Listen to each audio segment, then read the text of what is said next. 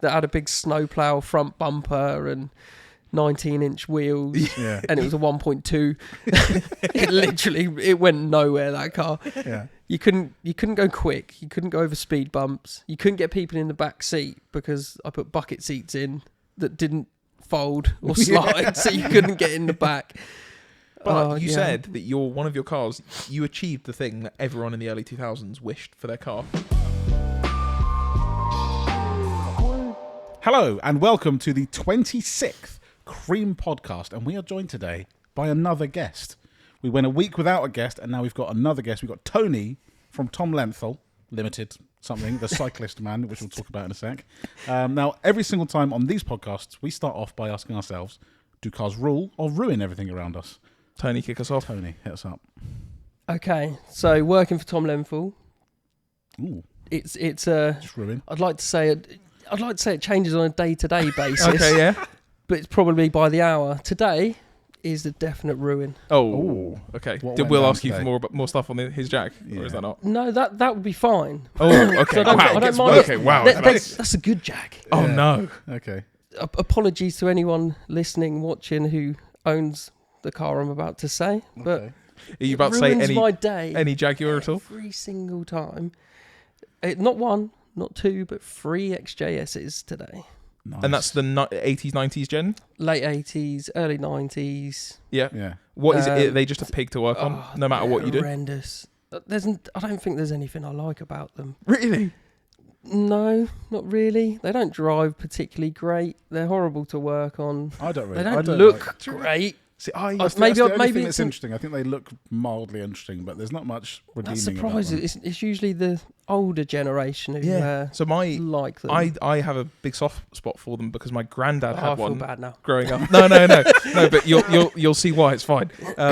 Growing up, and it was always in the garage. It was never driven. I never saw it drive in my life. Yeah. And when he passed away, he gave it to my dad because he knew my dad was into cars.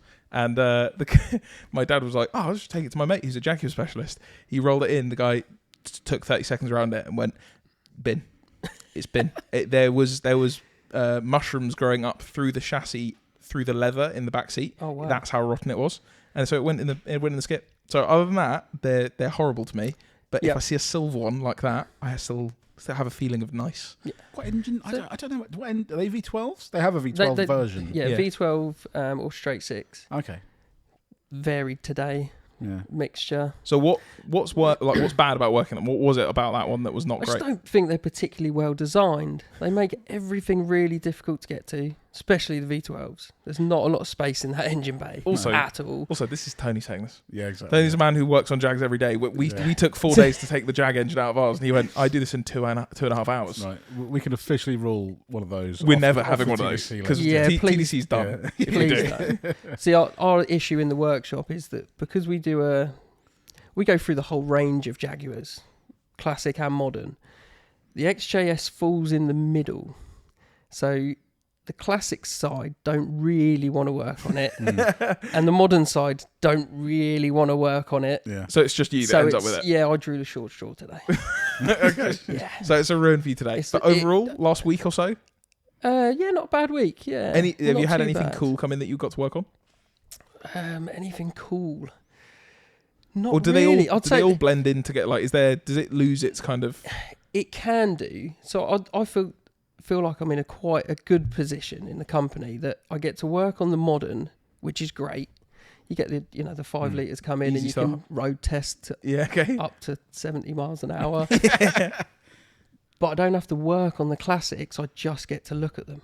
Nice. And when you've got a nice nut and bolt restoed E-Type sat across the workshop from you, you can look and appreciate it, knowing that you don't have to touch anything. Yeah. I was going to say, we've been over to Tom Lenthal a few times, and there is that separation. You've got those lifts on the right side, where there's probably 700 some old boys S-Type on there. Yeah. And then on the left, you've got very nice and clean and with all the engines that were out on an E-Type. Yeah. And it's pretty cool. And then you throw the Land Rovers in as well. Yeah, that's also a ruin for today as well. Just anytime anyone has to work on a Land Rover, it's a ruin. I think I don't know if I've ever heard anyone who works on Land Rovers not go, "I just hate this. I don't want to do this." I don't get. Obviously, they share a lot of the same things as the Jags, But it's like Land Rover get hold of it and go, how can we make this worse to work on? You can tell they're designed in an office, and not physically on paper. Yeah, no engineer has been part of that decision making process. Dreadful. The one particular one we had, I think it was yesterday, that ruined it.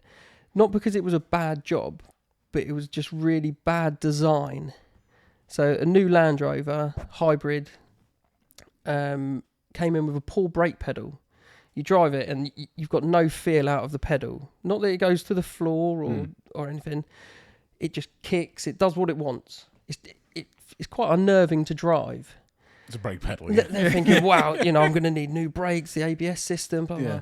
It all comes down to the auxiliary battery. So it's got two batteries. So you get a little stop-start battery that normally just keeps things running when the stop-start system works.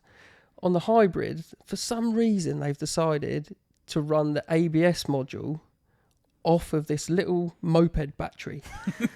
So when that battery dies, you lose all your brake booster. It's great. That's intelligent. You know that's liquid English design. Yeah, that is only an Englishman could go. I'm gonna mess this up real nice. It's frustrating. Yeah. When you've built cars for so long and they work, why change it?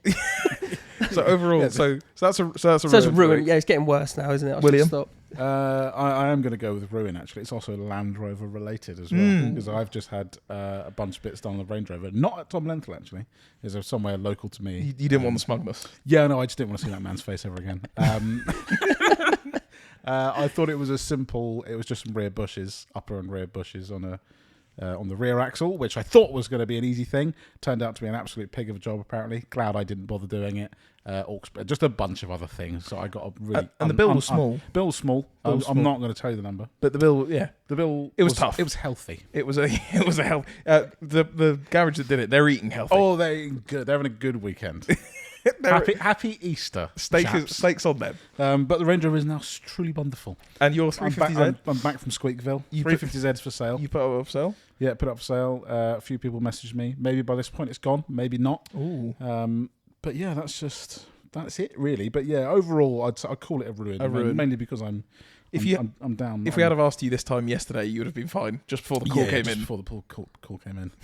But I'm pleased to have it back though, Range Rover. I do miss that car. Yeah, I was going to say because you've been dailying the 350 for a few days. Yeah, which is okay.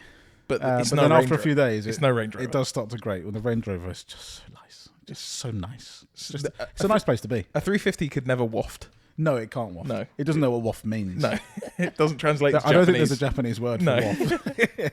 So overall ruin. Overall ruin. I think for the first time in a while, it's a rule for me. Ooh, I'm okay this week. I got to work on we're working on the E55 this week, and I've just enjoyed it. It's been annoying. There's been bits that have been not happy, but it's not Jag in nature. No, I think this is actually the thing. One of the things I'm most thankful for on TDC is that I get to do builds that I've always wanted to build. Yeah. Without having it to be mine to deal with. Like, I always wanted to build one of these things and do these exact mods to make it sound like a Hellcat.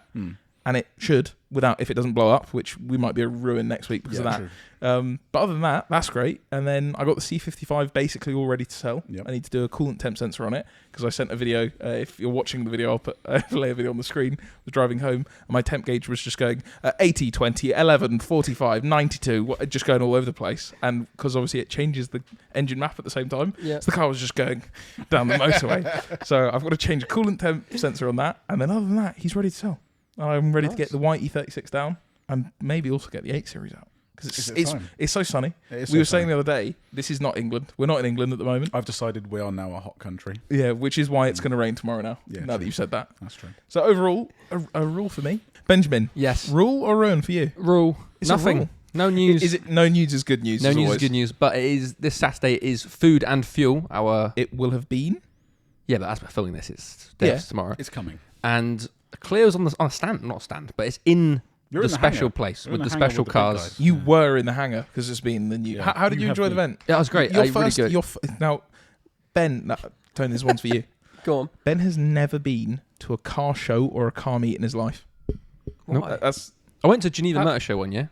All right, Sorry. All right, Sorry, what? rich I Ben only do coming the through. posh one. No, Sorry. that's entirely news No, I to thought me. that was a cool No, little... no, I've never been to the Mackey's car park. But yeah, I did buy that F50 at Geneva Motor Show. No. one year. I flew out to Geneva to check out all the new Rolls Royces. Yeah. yeah. I was flying out on Bentley's time. Yeah, they were looking for a new No, customer. we were just there, and I went to the show, and it was decent, but it wasn't like a car meet. Sorry, no one's just there in Geneva. You're It never was. just there. Yeah. Just on like Okay. family Well, Well, I've been there, but holiday. not a car show like when people bring their cool cars. That's something I didn't know about you, but Yeah. fine. Yeah. But also, would you like to tell us why you didn't come to one of the shows previously? Well, apparently, This is a TDC well, no, specific not one of them. The one that you're thinking. okay. That's kind of fine. Yeah. There was a family. Yeah. Okay, we can't say But I'm that. talking about you over coming to a TDC Yeah. event. Yeah, where did you go? Where did you go? It wasn't a TC event, there was it? Well, it's But Shedfest. we were there. Okay. Was it Yeah. there? Yeah. Where was yeah. and where was Shed? Where did you go? I went to a concert instead. Which Kings of Leon? Yeah. Kings of Leon Which I concert. can't say I'm a massive fan of, but they were free tickets, so I See, thought, that's, why not? that's the thing. That was even worse for us. So if he hadn't have said that, Exactly. I'd have agreed with him. If it's his And favourite gone, band yeah, on fair earth, play. Yeah. favourite band, I had to be there. Fine, but yeah, Kings of Leon didn't even like it. Just didn't want to No, go. I liked it, but yeah, it was decent. Listen, what I choose to do in my That free was time. uncanny. Yeah, I've never been to a work event thing. I went to the Christmas one. You've been to Smaller Cafe in one. the Machine a few times. Yeah, Cafe Yeah. is great, but not Yeah, like an event okay. where you Have bring you in ever done cars. Cafe in the Machine? No. It's good. Been past Yeah, a few times driving. And Yeah, well, thought, oh, can we go? Oh, no, we're going to the beach or whatever. But, yeah, no, it surprises me. Yeah, I just... but Ben is only recently into cars. Ben's only into cars in the last, okay. what do you call it, 5 years? 6 years? You're learning the Well, ropes. so what? Just before Car Throttle? Well, I've been into them for a while, but it's them being them Advanced. perhaps ruling everything around me. Yeah, since I started interesting. car throw, which was Very like 4 or nice. 5 years ago. So yeah, I'm excited for that. And the clear will be. I'm gonna clean it. First Ooh. interior clean on that car. That's In crazy. a year. That is crazy. That's to me. crazy. How Since long have you buying had the that car. car? No, sorry, I cleaned it when I got it, and then it hasn't cleaned it since. Oh, That's okay. what I mean. So that's a good year, surely. Yeah, but it's not With like I'm. no interior clean. Yeah, but I'm not throwing sausage rolls around in there or anything. Well, I don't know that that's not true because mostly when you get in your car, yeah, there are not, sausage rolls. not my daily though. I would say Not my daily. Ben's footwells are some of the most disgraceful things I've seen. His car can often be Sorry, quite clean. sorry. What is this? But no. This is an attack on Ben. This is a slight attack on Ben. But Ben's car will be clean. Yeah. This is the X5 I'm talking about. His car will be clean, but the footwell is just littered with. Do you know what it is? With wrappers and stuff. Can I presume something? Okay. It's you drive. Yep. You eat while driving, Yep. and then you go, where do I put this? Not in a door pocket, No. perhaps because it's overfull already. He's full. No, door pocket's Or empty. you just don't like using that. No, because You- then you and don't then empty it. Then you throw it down in the passenger footwell. Yep. Great. Like a prime Michael Jordan straight into the. Kobe. Yeah, Straight literally. in. No, it's because I got a 200-mile round trip to work, so I'm yamming pasties in the driver's seat. All lovely TDC out of context. That's Yeah, how you know. and then what happens if you put it in a door pocket? You never empty it. Edwin's car, and then Fair. but they're in the footwell. Every time a passenger gets in, you feel bad, and then you got to Yes. do it eventually. I You have a big clear I out. can't stand. Do you not like? You can't rattling around and stuff. Yeah, it's crazy when there's a lot of bottles down there. It's like driving a You've got a recycling sort van. of like small percussion band. in your passenger seat. Are you a clean car man, or are you a? To be fair, actually, I've seen the van. I like you I have seen the van. You have seen the Yeah. van. Yeah. I almost cleaned it today just to come here. So Almost. Yeah. Because the sun's come out. Oh, so through, close. through winter, it just So you've and got it's a taking a beating at the minute. you've got a Vivara van. That's your daily. Oh, no, wait, it's not. It's not a Oh, it's a- Vivara. is it See, in- is it you Nissan? get shot down for staying stuff. Yeah. Like Is it that. Nissan? It is The a van Nissan. piece. So it's a it's the Prima Star. Prima Star. Yeah, it's Yeah, the posh one. Yeah. I'll take it to the Geneva Motor Show. It's It's the Nissan. the Nissan. So okay, so you got that, but Got that, your yeah. past car history. That's part of the reason we wanted you on the podcast because you had some cool stuff. But I what- thought they were cool. But one of the ones is very cool because you Go on. basically Tony was around here the other day working on the Jag engine and just pulled out a crazy one when you guys had a Corsa B, right? And we were like, yeah. And you said, what did you said you had? I did have a Corsa B. But it I had a wasn't couple of just that. Corsa Bs. But wasn't one of them wasn't just the Corsa B? No, it wasn't just the Corsa B. It was a silly idea that we came up with at the pub. Don't ever decide to do a build whilst drunk. It was a rear-wheel drive Corsa B. As you do. Yeah. So, and you built that in a weekend. You said. So the original plan was to put the C20 XE, the 2-litre red top Yeah. engine in. Really common conversion. Done that in a weekend. Right. Because it's quite a straightforward job. got bored. Ben, can you confirm do the C20 swaps? That Yeah, I personally wouldn't, Tony, but yeah. Oh. Is it something you've tried? Yeah, well, a few times. Yeah, it's a sort Okay. of. I taught it like a Thursday evening to me. oh. Amateur work. Yeah. So yeah, chatting down the pub, thought somebody mentioned about rear wheel drive. I was like, yeah, we do that. No, you can't. Yes, I can. And so yeah, did. And so what was the process of doing it? Because a lot of our listeners are not as automotively inclined as or obsessed as we are. Yep. Perhaps maybe even Ben, you might not know what it would take to make a front wheel drive car rear wheel drive. It's not as simple as turning an engine sideways. No, it's really not. So custom subframe, floor pan, rear suspension. There's not a lot of Corsa left. So did you have to basically make a hump for the drive shaft to go to the back? So what I did, so to make it rear wheel drive, the best gearbox to use was the Type 9 out of a C.R.E.A.M. Oh, okay. So because it was being done on quite a budget, the cheapest way of doing it was just buy a C.R.E.A.M., a Okay. scrap C.R.E.A.M. Mm. And then rather than trying to make the tunnel to house the gearbox, I'd just cut the floor out. And then put that on for the Corsa. Yeah, cut the floor out of the Corsa, cut the floor out of the Sierra, Swapped them over. mated it in there, Frankensteined it in, and then the gearbox had somewhere And it to fits naturally fitted in. And I don't know how it happened, but the prop shaft was the perfect length. I don't know how, because the Sierra's like as long as way a canal longer. boat, and yeah, it So fit that- quite nicely. So that's the sort of flavour of stuff you like doing. You I just like being. a real I drive. don't like normal. That's the trouble. Yeah. You know, that's why I got into cars. Yeah. And And for, so you- for modified. You had the real drive Corsa, and you had that for Yes. a good number of years. A couple of years. Yeah. And then you sold that on. Sold that on. Is there Yeah. any other standout cars that you either built or had that you?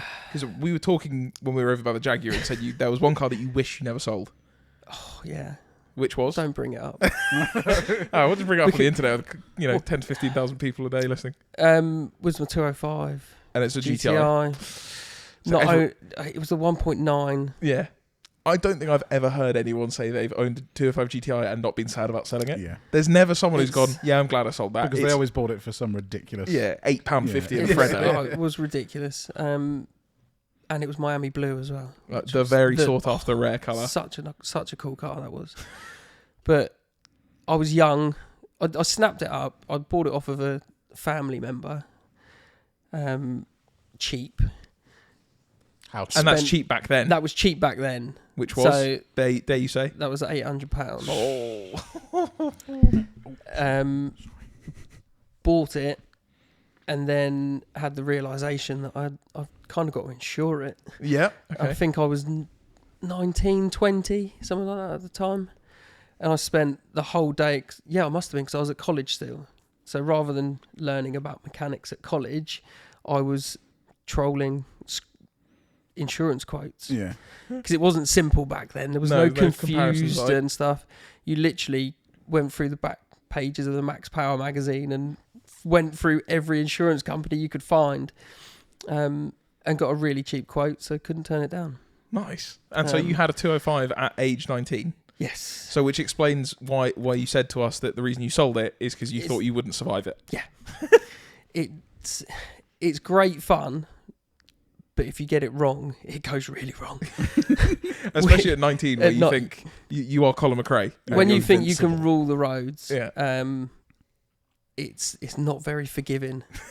If you lift off around a corner, it snaps. And I've done it a few times, a few close calls.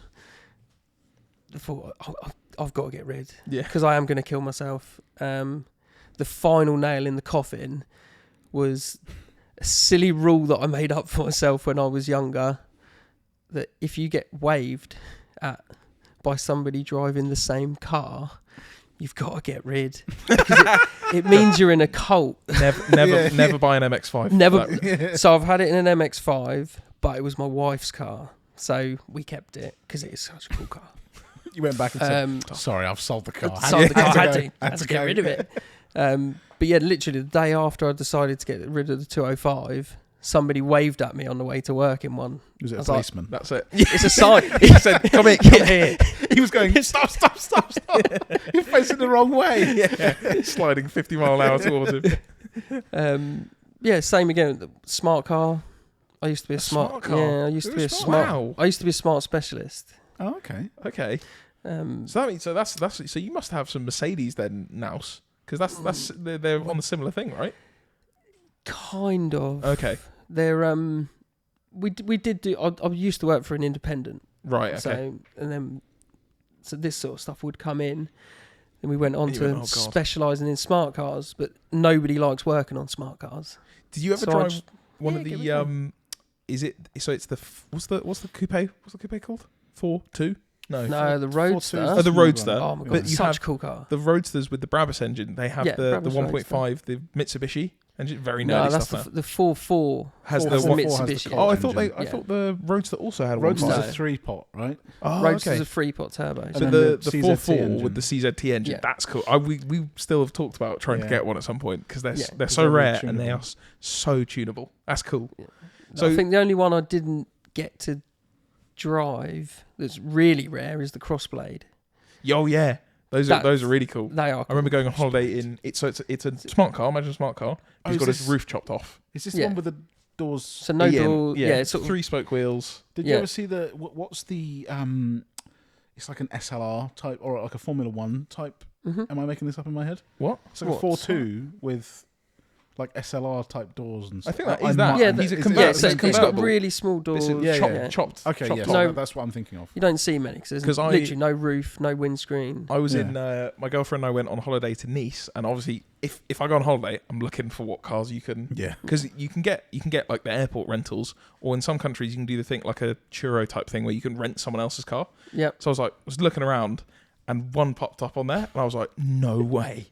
We're driving around Roof Town, and then I looked at the price. It was €1,100 a day. Wow. I was like, no, I'm not. Jesus. You could, even if it was €110 a day, I'm thinking probably not. But £1,000 a day to drive around in a convertible smart car, Yeah. nah, you can't be doing that.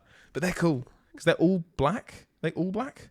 Black and red, I think. Yeah, they've with the done red them. details. Yeah, the red details on them. Oh man, smart crossplay. We should try and find one to drive. That'd be funny. That's the They're guy I'm they're so thinking of. rare. Yeah. What is that?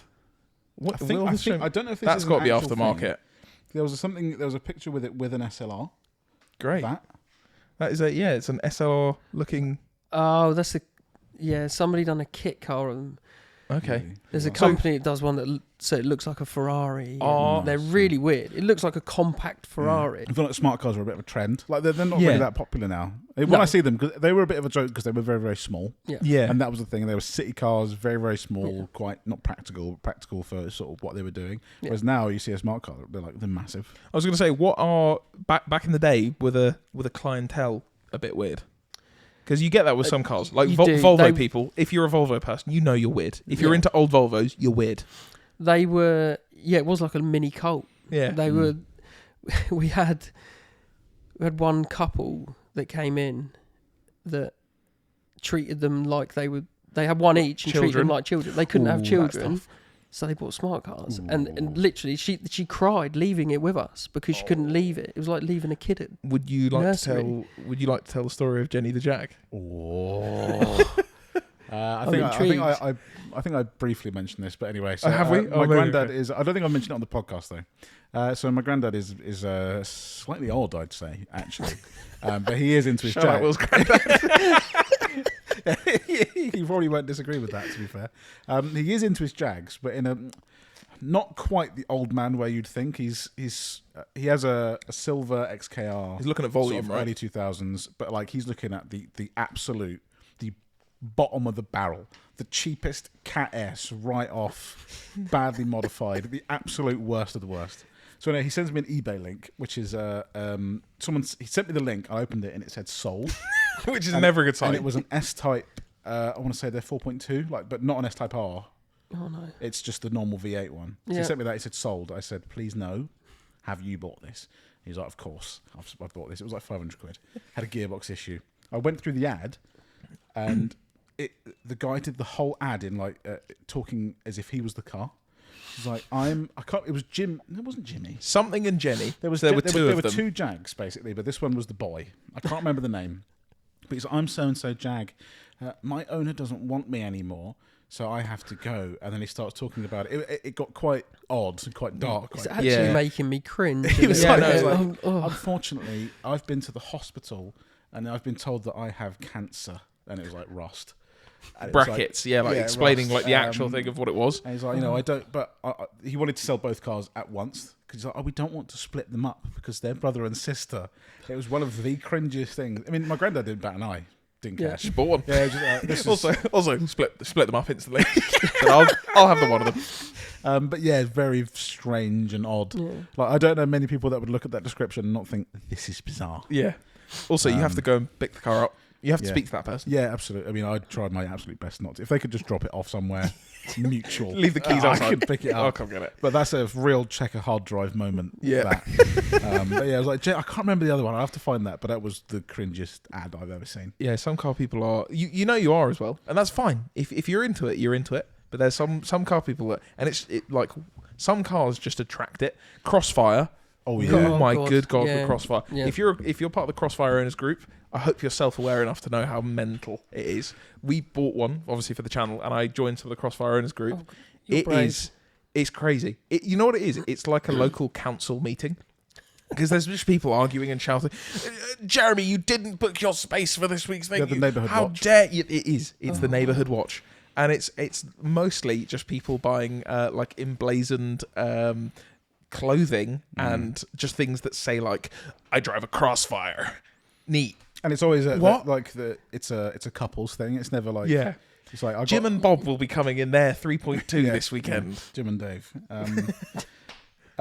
What I feel like we haven't actually touched on is who you are, Tony.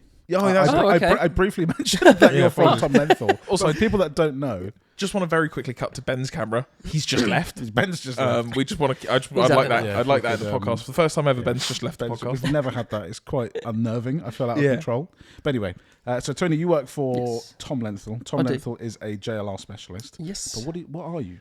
Who are you? What do Who you am do? Where did you come Tom's from? lackey. So you want a background history? Little background, yeah. Just for reference. I realised we went straight into it without actually saying Yeah. it. This is So- Tony. So what do you do? Anyway, Tony, how long have you been? I stuck my head in round the corner of the gate last night. Edwin was coming out. He Oh, let me yeah. look around the cars. It was great. Oh yeah, we'll talk about that in a bit. We'll talk about that in a bit. So, yeah, left school, became a mechanic, Yeah. working for an independent garage in Guildford. Anything and everything, smart cars. Sort of done the MOT testing side of it. Yeah. Progressed from there.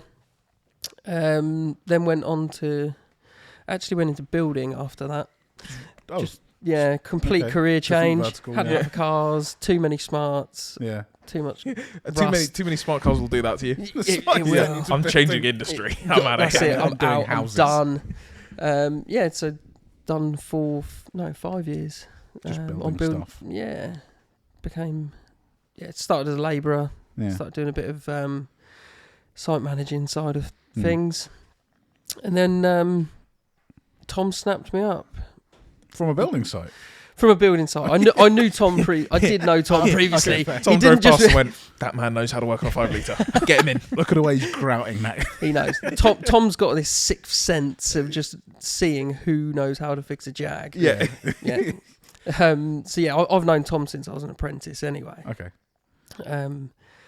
he made me an offer I couldn't refuse, and The Godfather. that's Perhaps. it. Yeah, You'd have and to- But you've the rest been is history, cars and so- working on cars for a very, very long yeah, time. yeah. Apart So from the brief even when I was building. on building, we the site manager was my friend, Yeah. and he bought an RS Turbo, Fiesta RS Turbo, Nice. or I bought the RS Turbo on his behalf Okay, I like that. accidentally. Nice. Okay. He was showing me it on his phone. He was on eBay Mm. at my party at my house, and I accidentally bid on it for him. Didn't tell him. Slid the phone back, and a few hours later, he got a notification saying, "Well done, you own an RS Turbo." I was like, "There is no way you're buying it for what I'm bidding." Yeah.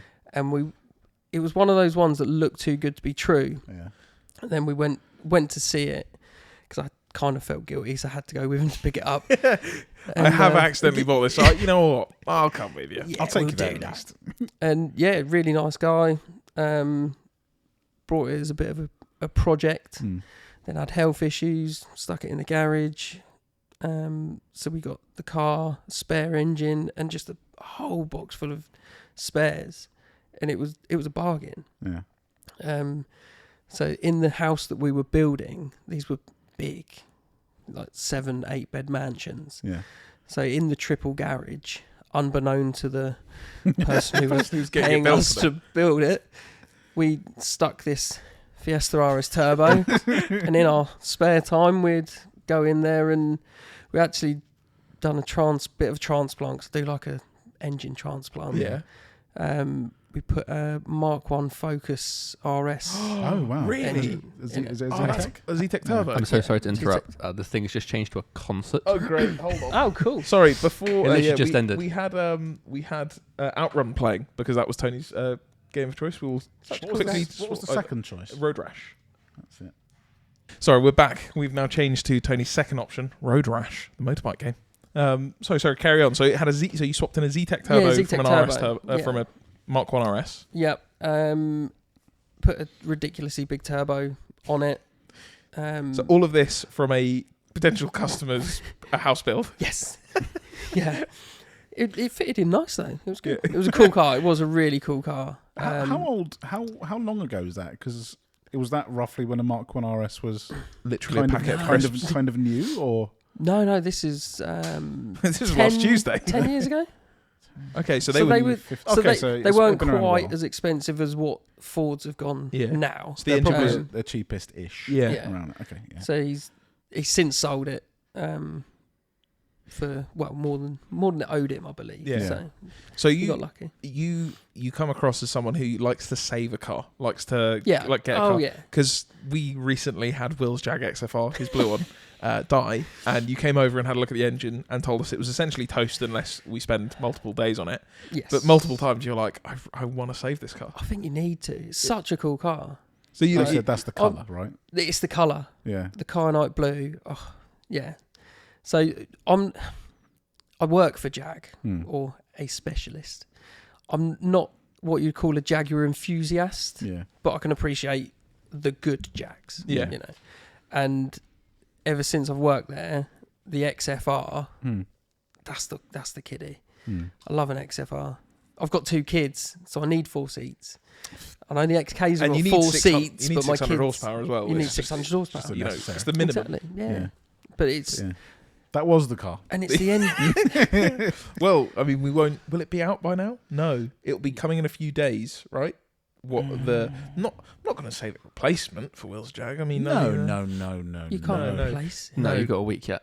Okay, you go. We'll wait a little bit. It's but coming. we've found a solution. There's a solution. There's a very environmental green A option. nice that we British found. racing green solution. It's not British racing though, is it? Is it really? not? It's Do that's you know what it's it looks- classed as actually? Botanical. Oh, Botanical green. So it's an Botanical eco car. green. Yeah, there you go. You can class it. Is it Giving too much eco-friendly? away. It is. There you go. No, don't worry about Giving it. too much away. No. You have a week yet. 10 days actually. They'll find out. They'll find out. They'll find out. They will find out. So should we? Have we got any news? There's a couple of newses. Okay. This is actually JLR related. I read Okay, about this okay. this morning. Is that Jaguar or JLR Land Rover Classic type thing are doing like infotainment stuff for L322s. Interesting. So a little bit like how Porsche do. You can get The an upgraded head unit. updated head unit for older 911s. Land Rover are now doing it for Range Rovers, specifically for 2010 to 2012. Your car. Now that's something I own, and also Rory owns. So Land Rover, if you're watching this podcast, I'm willing. You're willing to review You it. can test it on my car. Now, I'm sure you haven't got any cars to test on. this goes to my point that L322s are going to be the singer of the next 10 years. Yeah, I didn't think it, and then when I saw that, I was like, okay, if Land Rover are starting to look at The stuff for that. making a profit off the people who are willing to spend money on, It's because they've done a shop around and gone, hold on, they're spending how much to keep these things going? yeah, They'll spend anything. because sell it us, sell is a something. bit of a cult. It is a bit of a It cult. is. absolutely. It is. There's a page I follow, or they're a business. I think they're up in Manchester called V8 Vault, and they sell a load of L3. They if you're thinking of like the Instagram L322s, The London. that's what they got. They got the green on The clear tan, glass the blue on tan. spec. They do clear glass conversions, fixing the heated seats, putting them. There's a particular wheel, I can't remember what it is. They're like 5 or 6 spoke. I think they're 6 or 7 or 8 spoke. The the supercharged autobiography looking It's wheels. got spokes. It's got some spokes. I can't remember what they are. Anyway, there'll be a picture on the screen if you're watching. But they just make and they find them in. It's not like my car where my car's not basic, but you know what I mean. It's not that special.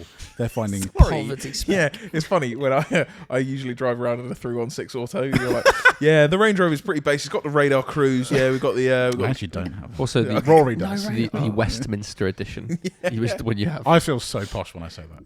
It's I don't give cars like nicknames or names, but I will call that the Westie. Oh, that's actually That's quite the nice. Westie. That's got me cringing. It's gonna get in the Westie. Out in the West, you say. But I thought that was quite interesting. It's probably going to be biblically expensive, I would have thought. Oh yeah. Again, for those London guys, when you tell the sort of 190,000 mile green L322 owner in London, you can have a head unit for £1,900. Oh my god. Is that all? And I can have Apple CarPlay on that. I just paid that for a couple of bushes.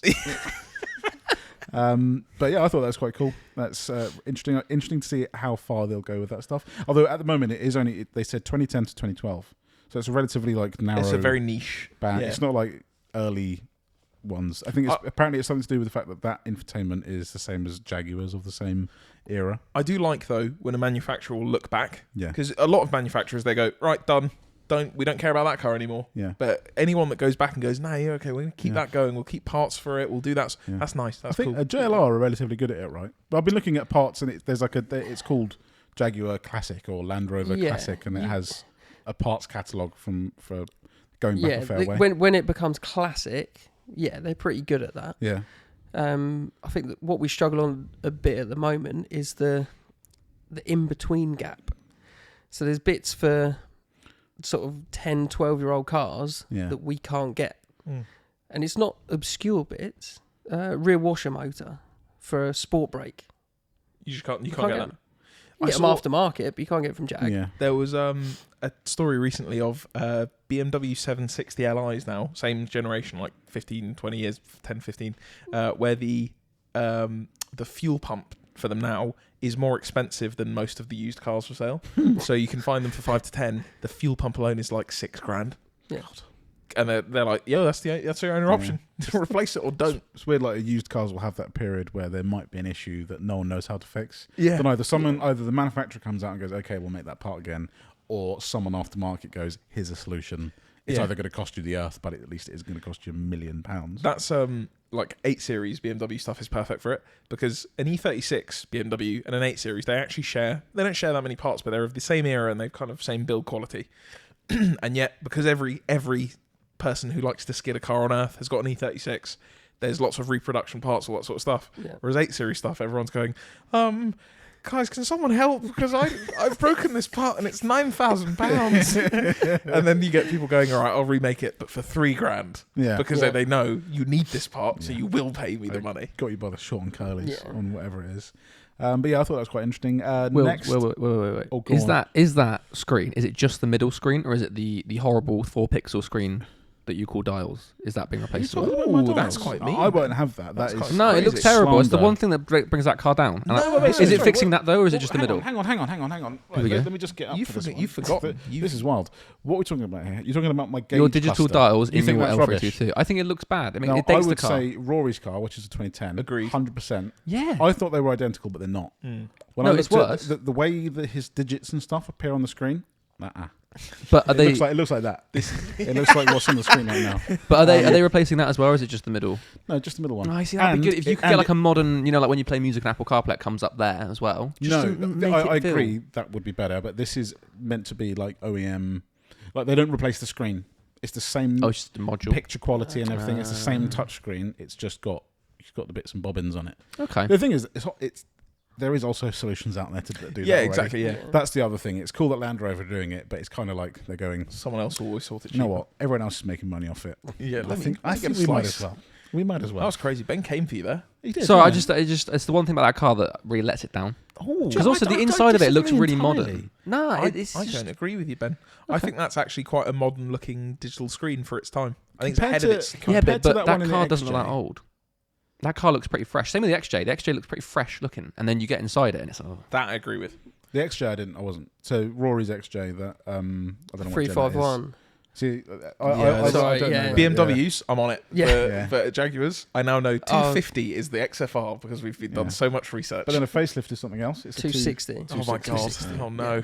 Now I know what the people listening think. And they go, "What are you talking Looking about?" at Jags, I have no. But it's the I quite- same they're with cool Land names, though. Rovers. Like I work on them all day, every day. I can't grasp the L322. 322, 405, LG, LM. I only I'm know like, two. that one. Yeah. I'll get that one. I don't know what the new one is. I know L- L322 is what I have. L460. Is that it, Ben? I don't think that's true. L405 is the one after. What's Yeah. what's the And old L320 sport? is a sport. What's the old sport? Oh my L320. God. Oh, sorry, L20. Yeah. Yeah. But other than that, it's The amount of L's li- everywhere. Oh, should I pull it up? The Pull amount it of up. listeners we are losing by the second is it's just. Nah, they're all, don't- It is they a all bit- want to know. No, they're flocking in. They all want to know. They're like, It is what's, a bit what's, anarchy. what's the number? It's so But yeah. bad. But A lot No, of people, with- it's with surprising the how a lot of people just don't care. They just don't. They're like, that is a Range Rover from 2021. Yeah. They're not going, Yeah. this is an L345.5 they can get monkeys. facelift. While Ben does that, we'll move on to our next news L460. story.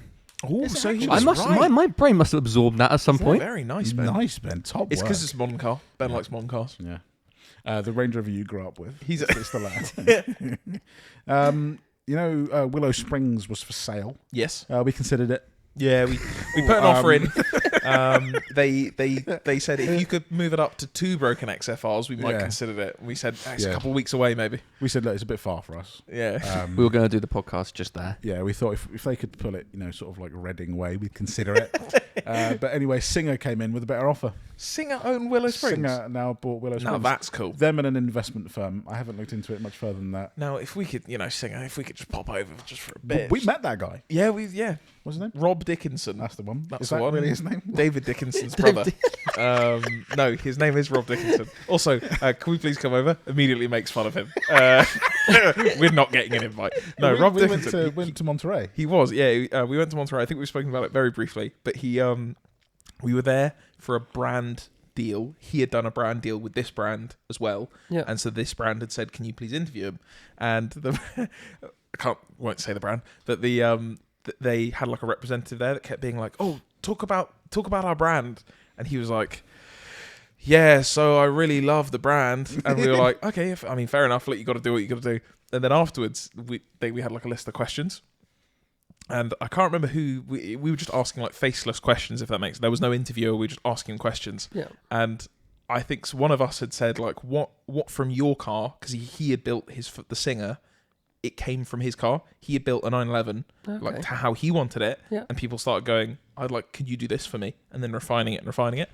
And we asked him like, what parts of your original car did you like take over into thing? And you could see he was like, oh, yeah. So the rear lights, they have these little drilled out bits. And he was so excited. He is a legitimate obsessive car guy. He just wants it has to be correct. That's how he wants it. Yeah. So I would love that's someone to have a beer with and just talk. Get him on the podcast. Come on, mate. Come on over. It's not happening, It's not happening. but we like to say this on the podcast just in case someone's also listening. You Ben. never know. You're a 911 man. Have you ever seen a Singer in person? No. Oh no! We went to Goodwood year before last. I saw the turbo one because that's when they were launching it. But a DLS or a just Singer.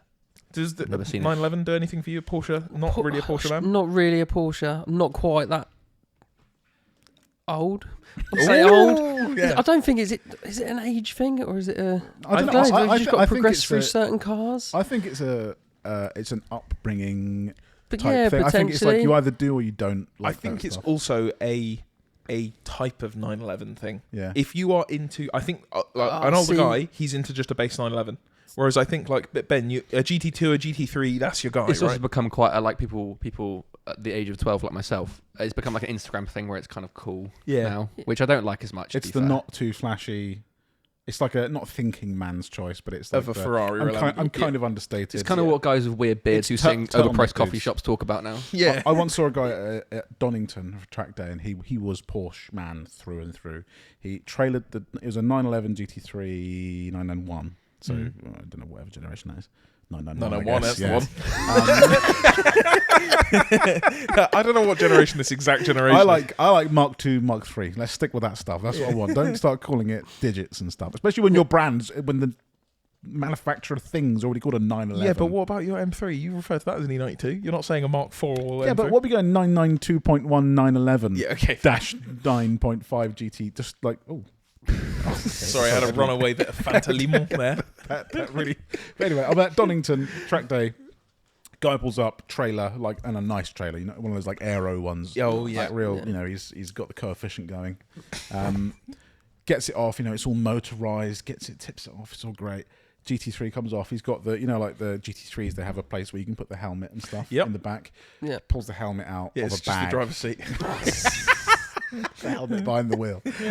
Helmet in a bag, Porsche branded helmet, gloves. He had a turtleneck on, slightly thin, slightly greying man. Nice. Okay. He was what I would define as the 911 man. Yeah. Oh, he is what a base 911 man looks up to.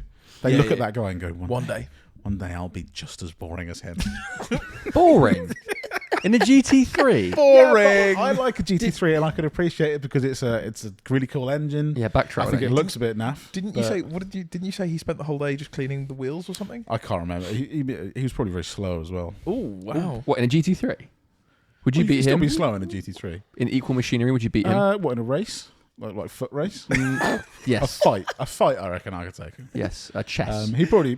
Chess. No. But yeah, I saw that and I couldn't have. It just drained my soul looking at it. I was like, did he have the matching jacket? I didn't see a Porsche bag. Bag though. Definitely had the bag. The helmet had a bag. So it was like a holdall for the helmet. Don't talk about his grandma like that. Meanwhile, we'll put a film on the screen now of Will pulling up to a track day in a full Burberry tracksuit and a Union Jack helmet. Yeah, that is actually funny. On the flip side of that, I think I talked about it before, but I went to track day in my car, and the only helmets I had are the helmets that you can see just down there, which are moped helmets, the cheapest ones 1,000. And the guy, I pulled up to the line, and he went down to check your safety gear, and he literally just looked in and went, okay, yeah, I guess you're right to go. Everyone else is in proper racing gear, but we turn up every time with Vespa moped helmets. Nice. Never felt quite as much like a bell end as I did. Ploughing around Brands Hatch in a blue Focus ST with an orange front bumper, a Union Jack helmet, and a full replica Burberry tracksuit on. Amazing. With cameras facing your face. With cameras recording you. And me looking on from the pits because my car was too loud to go on. Yeah, apologies. I've completely lost track of where we are. Anyway, so more news. So Singer and Bought Willow Springs. Yep, that's cool. Very rich, very cool. Have us out there, please. You won this time, Singer. When C.R.E.A.M comes up for sale. Oh, the C.R.E.A.M brings us. When Brands Hatch comes up for sale. Someone from Ferrari with an Italian name called Gianmaria Fulgenzi has said that they might do manual gearboxes again. Interesting. But only on the limited run stuff. It's literally what I was going to say. So surely it's going to be on those. It's for the million scillionaires. So like you're not going to see whatever the next V8 small Ferrari is with a manual. You might see a big V12 5 in the world thing with a manual gearbox. Yeah. It's you see that with basically everyone now. Aston Martin doing the same thing. They've worked out that I think the genesis of it is like the Huracan Starato and the 911 Dakar, the lifted thing, where they've just gone, we can sell absolutely anything to these idiots for 5 times the price, and if we say that they're rare, someone's going to buy it. Of course. Because just get those profit margins up. Yeah. Cool. Whack out 100 cars at 200% profit margin. Yeah, why not? Why wouldn't you? I do think there's... I don't know if manufacturers are sort of undervaluing the enthusiasts. Like the M3 Touring. Yeah, I remember when that first sort of like came out, it was I don't know what the sort of official wording was, but it was meant to be a little bit more limited. It was a bit like, we're doing it, but there won't be that many. They are everywhere. Yeah. And now they've made a CS, and I'm sure there'll be more special editions. There's just tons of them. And I don't think that was the intention when it came out. It was like, we'll see. I don't know. Yeah, I don't know. Maybe if it's the same for you, like a special edition car is no longer special to me. If that makes sense. No. Like if I see a 1 of 5, yeah, cool. But there's 7 1 of 5s in that same year from Ferrari. Big Whereas Pagani if hours. you see a Murcielago SV, that's your lot. Yeah. You get a big production run of a cool car, and then they make a very small amount of really special ones, and then that's really special to see it, like a Diablo SV or something like that. That's cool. But now when it's like, yeah, mate, no, there'll be another special edition in 20 minutes. Just give it another minute. It loses its special because the SP1, what's it called? SP1, SP2 Ferrari, the convertible things. I have seen 3 or 4 of those now, like. Not out and about, they're not in Lidl, but like at supercar shows and stuff. I should never see one in my life. It should be that if I see one, I'm going crazy. Yeah, I'm shitting my pants. Yeah. The craziest one to me is Bugatti with it, because they released the Chiron, which is already limited, and it's already like 3 mil, and then they released the Devo, which was a Chiron that with the body kit. I think, correct me if I'm wrong, I think it is just that, and then the EB110 looking not Centenario, I don't know what it's called. That's the one that's an EB110. Yeah, and then that one, and then they released Centradici or something. Yeah, and then they got 1 of 5. It's £8 million. What? Well, it's the same car. That must be how it's a little bit like how airlines sell like first class tickets. That's how they make all the money. Yeah, like the normal Veyron or Chiron, or whatever it is, they're like, yeah, whatever. We'll sell you one of those. Yeah, it might have special paint, but the real money's made when probably someone from the Brunei royal family, a sort of sandy type country, might say, "Oh, I'd like to give you £10 million if you could make me 2 of these or one that no one else has." Yeah, we talked about it before. The Brunei stuff, that Brunei royal family buying special one-off commissions is what kept Bentley and Rolls-Royce alive in the 90s. Yeah, simply because they went, "Oh, mate, just name a price. I just want to have the only one. Yeah, I just don't want anyone else to have it, and I'll pay you anything." But even so, going through like the modified scene, I sort of got out of it a bit when I, wife and kids and stuff. But didn't Vauxhall do the limited Corsa? The red, the black and red. Limited to 5 million units. Yeah. And Limited everyone, edition. but anyone who owned one, it was either a Mark 6 Fiesta or you had the Corsa. Oh yeah, but it's limited. Yeah. Limited to what? 70 miles an hour? It's not a limited edition. There's nothing special about it. I saw something. It was actually recently in the last couple of weeks. I can't remember. It was somewhere on Instagram. Corsa of that gen, whatever it is, an E, an F, I don't know. GHIJK. Like but he had it on his Sunstrip. It was like the Sunstrip, and I was trying to make out what it said, and it said limited edition on the Sunstrip. Brilliant. See, that was a big thing when I was growing up. On Sunstrips. Sunstrips. Yeah. Love the Sunstrip. They went out and then they come back. Yeah. So I had my first car. I had a Sunstrip. That was a Kenwood. Oh, Kenwood Sunstrip. I had to have a Kenwood Sunstrip. Yeah. Isn't it funny how like repping brands was so huge? Oh, like, with the shopping list. Yeah, of course. You had to have. I don't think I ever had the shopping list. Whenever I see that, I search for those brands on the car because normally you always see Pirelli on there. Yeah, you see Pirelli or Michelin. Normally Pirelli, and then you look at the tires and it'll have Jinlings. Yeah. It's like, so where's the Pirelli on this car? No, I did have some at some point, or 2 different wheel brands on there. Yeah. It's like, okay, but you've got rotors on there. So what's going on? The shopping was great. Just love, like the Sunstrip. Anything very else? alley. Did you do anything else? Period, like real period, correct? Did you have a boot build, audio build at any point? Oh god, yeah. Yeah? Yeah, first car. That's, literally, I wanted to do everything and what in was that it? car, so I did do everything in it. What was the first car? First car I legally drove. Yeah. Mr. Officer. Was a 205 Junior. A 205, and so Peugeot that had a boot build. So that had fiberglass boot build. Nice. Ooh, with nice. flip Yourself? paint. Yep, myself. That's really cool. bad. Bonus points for that. 12-inch sub. Nice. Tweeters. tape. Yeah, really cool. Yeah. Really cool, honestly. What's the bodgiest thing you did on it? Oh, it literally had everything. So it had the Kenwood Sunstrip. Nice. It had the GTI arch kit. Okay. Door moulding kit Yeah. put on it. It had, I think I'd done something to the bumper, like the lower section of the bumper. It had an Impreza bonnet vent. Oh, that was the tackiest. You know what that is? That's England. I've never seen that anywhere else. Yeah. Impreza bonnet vent on a 205 Junior. Everywhere. Everyone's searching for what car they can put that on. Yeah. Pico big bore exhaust. We were looking for the hot hatches so the Corsa B and the Starlet, and I came across a 205 diesel Oh, on yeah. Facebook Marketplace, painted in this luminous green colour, and we were looking at this front bumper like, what is that front bumper? Like we recognised this front bumper. It was just an M Sport E36 bumper grafted onto the front of a 205. Brilliant. Just made to fit. Yeah. And it somehow kind of Yeah, did it fit. just sort of worked. It because it was period. It was sort of E36, roughly same era. It just sort of worked. Yeah. Did you ever have a car that had E36 mirrors? Because that E36 mirrors, M3 the mirrors. M3 mirrors, I was did. the biggest That was thing. on a Corsa B, actually. There you go. A different Corsa B that had a big snowplow front bumper and 19-inch wheels. Yeah. And it was a 1.2. It went nowhere, that car. Yeah. You couldn't go quick. You couldn't go over speed bumps. You couldn't get people in the back seat because I put bucket seats in that didn't fold or slide, so you couldn't get in the back. But you said that one of your cars, you achieved the thing that everyone in the early 2000s wished for their car, which you got magazine featured. Yeah, so In the Corsa? the rear-wheel drive Corsa. That because we're to be fair, kind of tail end Back end of of it, magazine era, Max Power era. Like, I was right at the end of it, but even then, I'm buying a magazine every week of Max Power. And I remember thinking, like, imagine having a car in this. It's a bit like like how there's channels now that feature cars on YouTube. Yeah, Like exactly that. we do it less on ours, but there's a load of channels that they feature modified cars. It's like that's the modern equivalent. If you had your car in fast car, if you had it in max power, that was like you made it. Yeah, that was the build. it was so cool. Like it was a teenage dream, if you like. Yeah. But it was very different back. I was thinking about this after we chatted about it all the other night. It sort of brought back old memories and stuff. Yeah.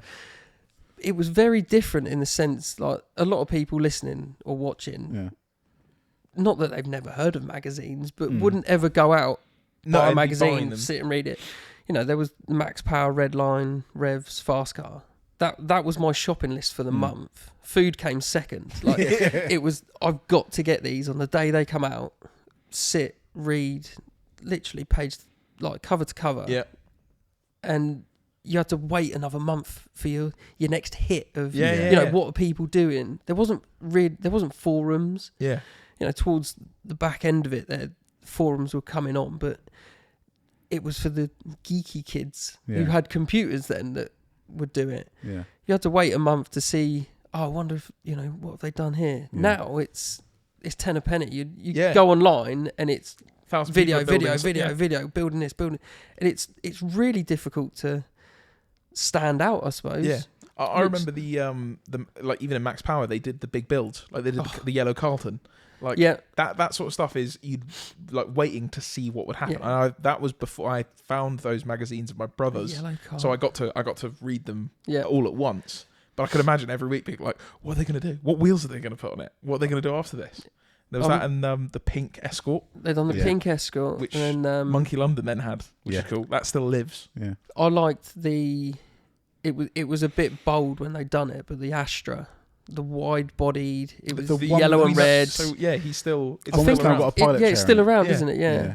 Because I think it burnt, didn't it? Didn't it catch on fire? I think it was that the V6 one burnt. Oh, the silver This and is the one blue with one. the central seat. This is that is one of the wildest things I've seen. Like builds I've seen. Yeah. It's not to everyone's taste, but in terms of that was cool. What went into that?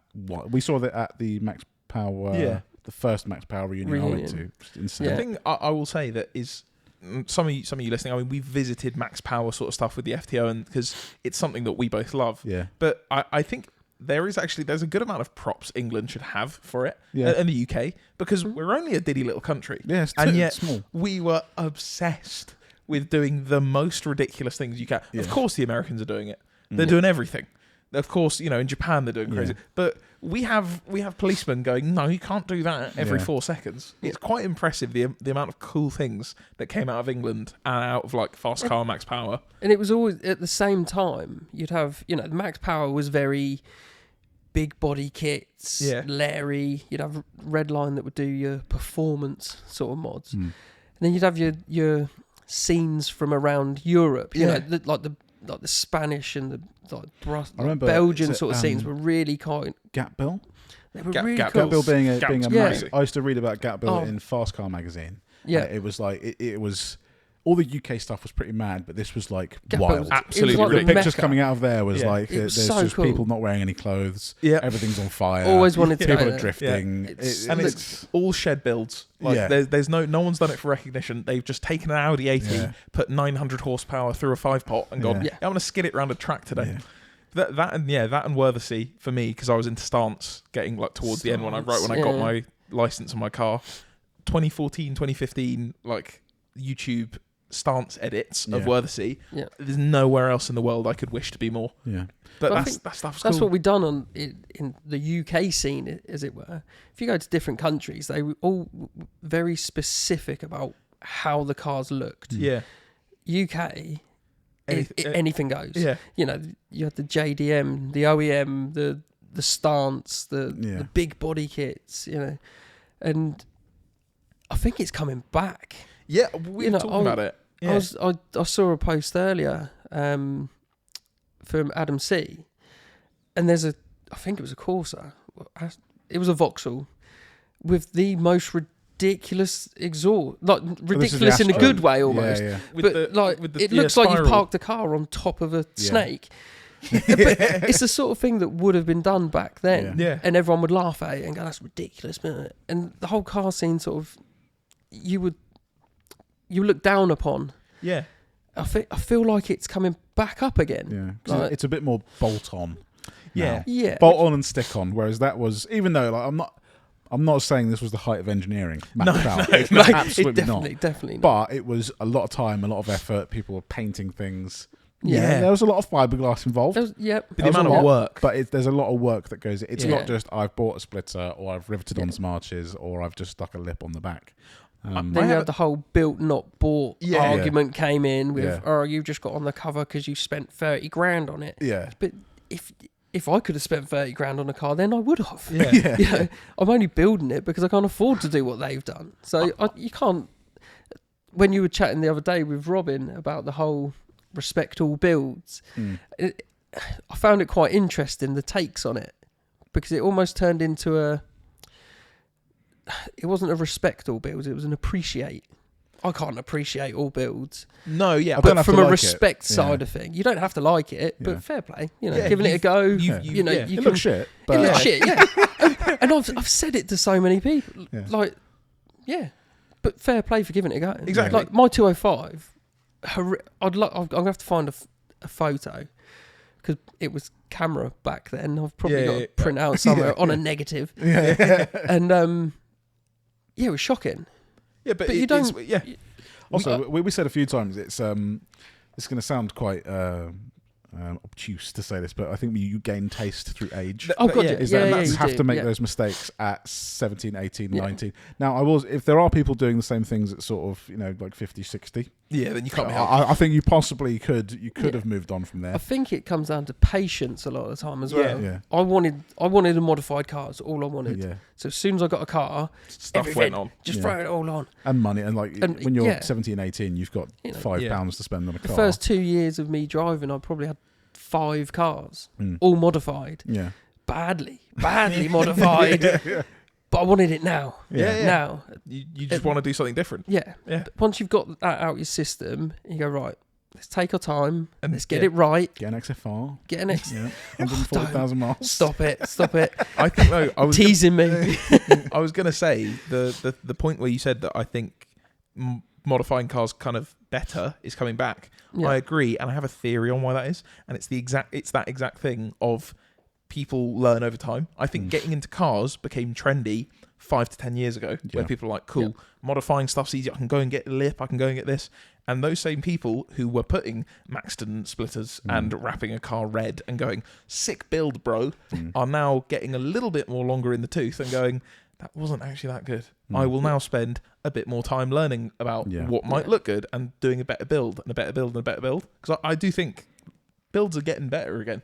If you go to a car show now, Better do. it's if you go to like a show now, even like go to Cafe in the Machine, call it 4 or 5 years ago when we started going to Cafe in the Machine, we could be mean for a good hour and a half. Oh, easy. We could walk around and be like, tat, horrible, nasty, why have you done that? Yeah. Whereas now, I'll go, that's quite nice. Yeah. Oh, that's weird. I don't usually like that, but that's quite cool. I went to car shows, when would it have been? Probably 6-7 years ago. there wasn't the variety. It was, look, I've got a Focus RS. I've got an orange one. I've got a blue one. I've got a white one. And that was it. Yeah. And you go, well, okay, love the car, but I don't want to see 30 of them in a row, all looking the same. Yeah. You know, and then it was the Focus RS, the ST Fiesta, and a Corsa. And that was all anybody seemed to drive or modify.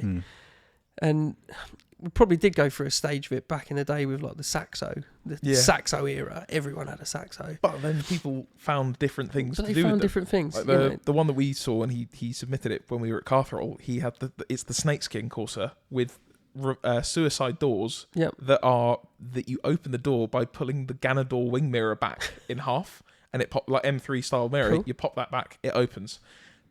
I now don't care that the base car is a $6,000 Saxo. Yeah, it's now a genuinely cool Need for Speed Underground 2 looking thing, and I like it. Cool. That's a long tangent. That's a very long tangent. I don't even remember where that even started. No clue. I don't remember where it started because my first back to the talking news point is unrelated. It was from manual gearboxes and Ferraris. Was that? No idea how we did No that. idea. Anyway, we're moving on to the talking points and things that we've discussed or Things of the need week. to discuss. A Focus RS8. I came across this for the first time. I think it was on Instagram. Never heard of it before. Mark 1 Focus. Yep. US Ford, because obviously they didn't get the Mark 1 Focus. Well, they got the Mark 1 Focus, but not the RS. And they had an SVT, which was and a ZX3. Like a ST170, yeah. But randomly, I think there was a new engine that was going to go in the Mustang, basically. So they decided to put it in a Focus. And it again, this is almost in max power. Yeah. You know, even like the Corsa you're talking about, it's in that kind of thing. They took that V8 and were like, right, I'm going to take a European Focus. We're going to put it in that and make it rear-wheel drive. Yeah. And there are videos of this thing driving around, and it obviously that just sounds mental. It is a proper V8, and it's all like factory looking. The interior is all factory looking. The engine looks great in there, and it works. And there's videos of it driving around. That's cool. I just think there's little cars like that. There must be a load of manufacturers, people that have worked at manufacturers doing testing, whatever else. That there are those mule cars. There must be so many of those. There was also we've talked about a few times in America, a Focus of that generation. I can't remember if it was a ZX3 or someone will correct me in the comments, but there was a nitrous one that you could buy from the dealer with nitrous. It was called like an N20 Focus. One with the like mad body kit. Yeah, crazy. It was Celine, I think. It was either Celine or Roush, but I think it was Celine. And you could walk into a dealer, buy this car kind of through Celine, and it had a nitrous tank installed in the back, and out the dealership floor you could go pressing the button, whizzing nitrous down the road. Brilliant. That Americans, man. Why can't we get that? I think that there is a... Surely Citroen should have looked at the UK sales figures and gone, yo, we'll put nitrous in a Saxo. There was a Mark 1 Focus here that had that you could get a body kit on. And I can't like a sort of almost max power toned down. There was a collection, so there was Focus collection bumpers are in Mark 1s are like got kind like of a lip big and kit, something on the and they've bonnet. got the very weird looking bonnet. That's I can't remember what that's called. It could be that. Yeah. If you're in the comment, we like to set homework. We do The like trouble to is, some manufacturers don't always know how to do it properly, though, No, do no. they? Like, I remember looking back now, I think they've done a good job, but they didn't sell. Was the Proton Satria with the kit with on the it? bolt-on arches? Yeah. Came at completely the wrong time. Horrendous engine, but it looked at a certain point it looked cool. Yeah. Because people were doing that. Yeah. And Well, it's the same, with the Saxos. If you look at a diddy little normal Saxo, whack. But a VTS or a VTR with the kit, I will still look at one of those and go, oh, that's cool, man. I want one of those. If I see a normal Saxo, I don't care. But the one with the kit, that's nice. It's bad. Although there are still they're like at sort of dealer level. It's like how you get in modern day kind of equivalent was how people buy M140s brand new, and it would come with lowering springs and spacers and a lip kit. Yeah. But like it's a brand new car with a warranty, but it comes with the sort of stance package warranted. But we used to work with a guy, Tim. Yeah. Who used to sell Peugeots. He used to sell Peugeots. He used to sell Peugeots. But it was quite interesting when these are like brand new stuff, but they used to sell dimmer cars. Dimmer kits. Which surprised me. Can you explain for let's say an American or someone that's a not dimmer kit is a quite wild wide body kit. Yeah. It's meant to sort of look like a 205 T16 Group B rally car, which is a road going Group B rally car, mid engine, 4-wheel drive. But these were going on front wheel drive, GTR, whatever 205 you wanted really. They were going on Saxos, 205 Juniors. Yeah. But this was a ridiculous wide body kit. And so they do look really cool. When you have the wheels to match, the image wheels, the big dished guys, they look amazing. What numbers would you go for? 106, 205, 306, dimmer. 205. I do like the I'm 306. It's a 205. 205 306. dimmer. The 306 dimmer was pretty cool. Oh, 306 is the hatchback, like early Yeah. 2000s type. Yeah. Okay. Yeah, those are cool. Now I like That was a that cool because it's like the Maxi, the 306 Maxi, Yeah, which is like the rally car. The rally, yeah. we are. They looked faster than they are. Yeah. Yeah. We're just such nerds. Yeah. This is tough. It's Yeah. bad. Amount of people that are just Like, what are you talking? phasing Also, off into the Americans going, what? A, what's a Peugeot? But B, what's a 306? I Yeah. feel You like better I learn brought it. the whole era back down. No. Yeah, So 20 years ago, Yeah. kids, gather around. there was this thing that we used to do. Next on the list is I'm being haunted by a blue Focus ST. Okay. I'm being stalked by this. It's a Mark II Focus ST.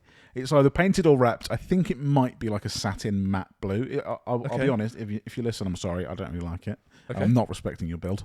But I see it every single day. On the and, way. and obviously, like on my commute, I can understand it, right? Yeah. Because we might be happening to be travelling at the same time.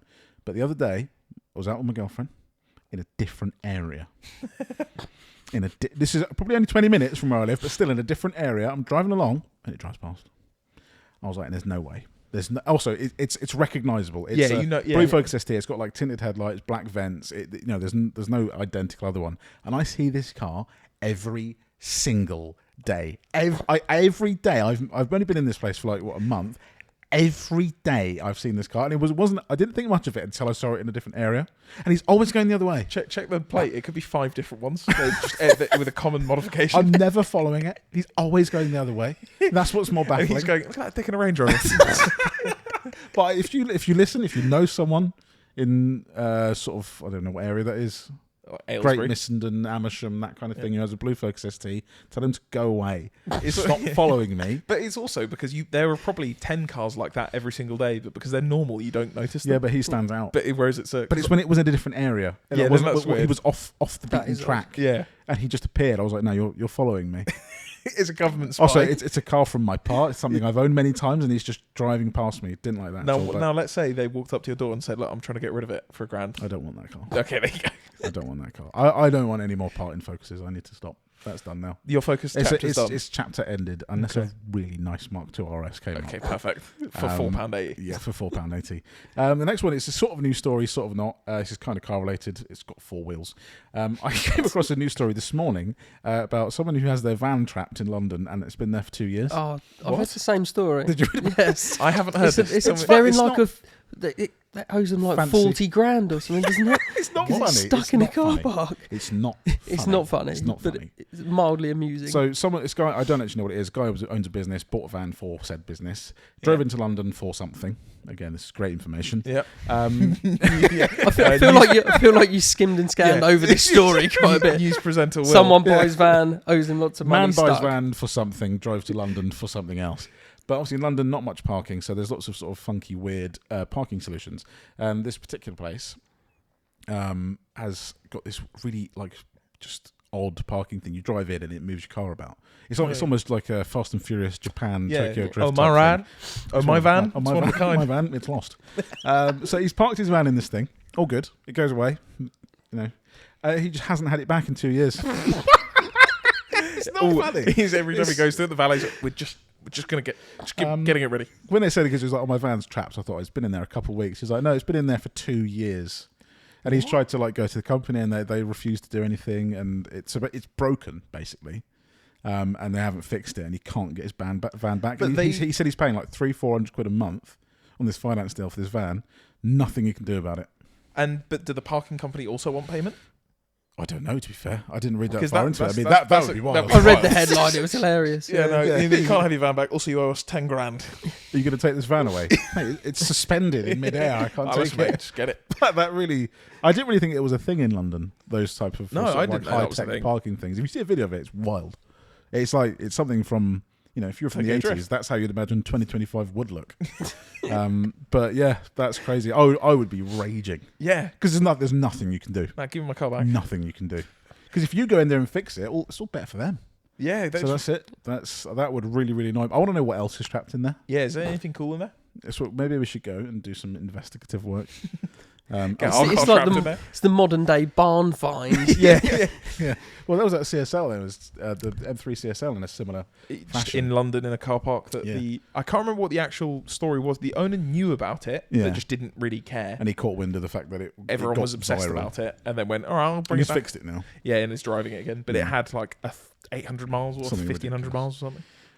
So a trapped van. That was the next thing. It was a music video that I talked about in the last podcast. It's been found.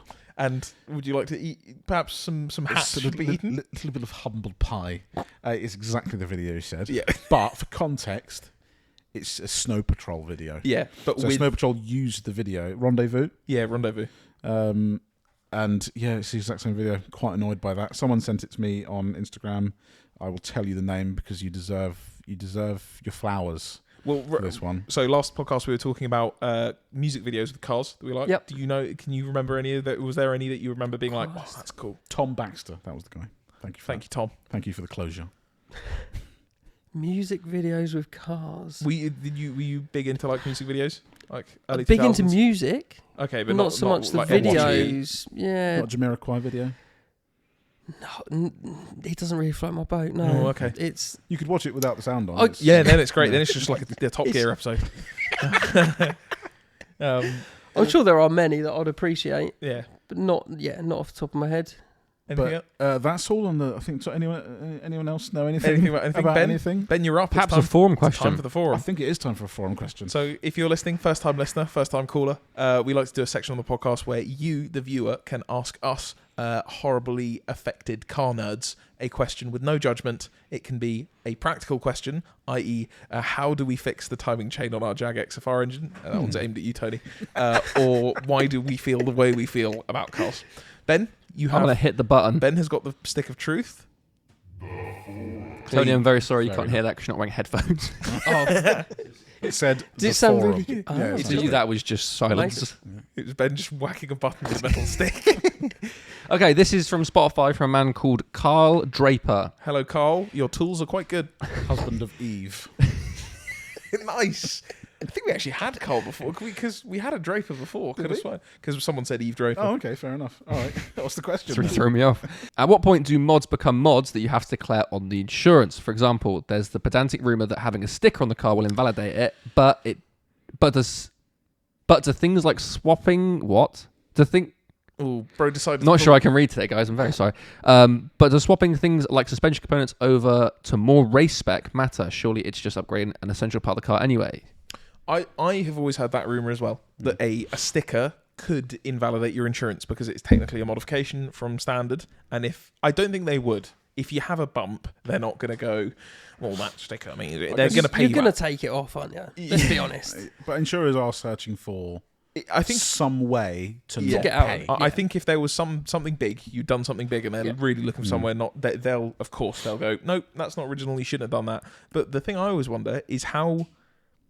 Okay, let's say you buy a car and someone swapped the dampers from a later car that are a little bit upgrade, like a same model, they're OEM, but they're like an upgrade from a different car. Because that Fiat, the Abarth that we had, my girlfriend's one, has the FSD, the later dampers. Those have been swapped on by someone.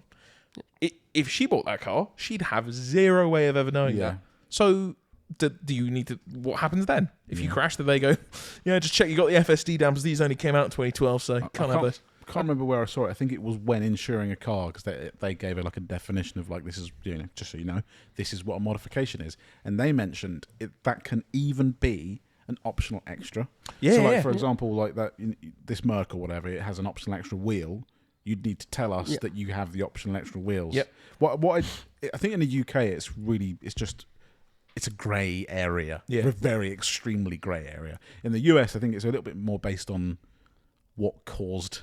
It has that caused the said accident, whereas here it'd be like, you've had a crash.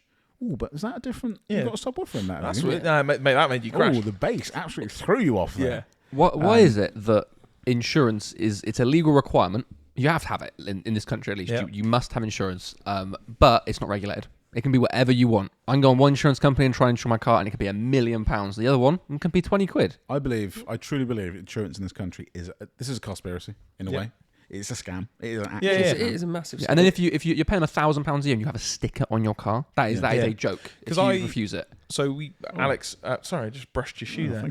thank you, Alex is with a company called Custodian. I'm speaking to them at the moment about my stuff, and it's you see how much of a scam it is by normal people when you speak to a specialist. Yeah. Because they go, no, we don't care about like that stuff. Yeah. They just say, okay, if you've modified your car, how much power has it increased by, so we can understand generally. Yeah. Is it now a 300 horsepower Corsa B that you're going to die in, or is it just Or do you've I just need put. to tell you every nut and bolt? Yeah, that's you've been just done a changed? body what- kit. You're fine. Don't worry about it. Go enjoy your car. Yeah. That's Yeah. fine.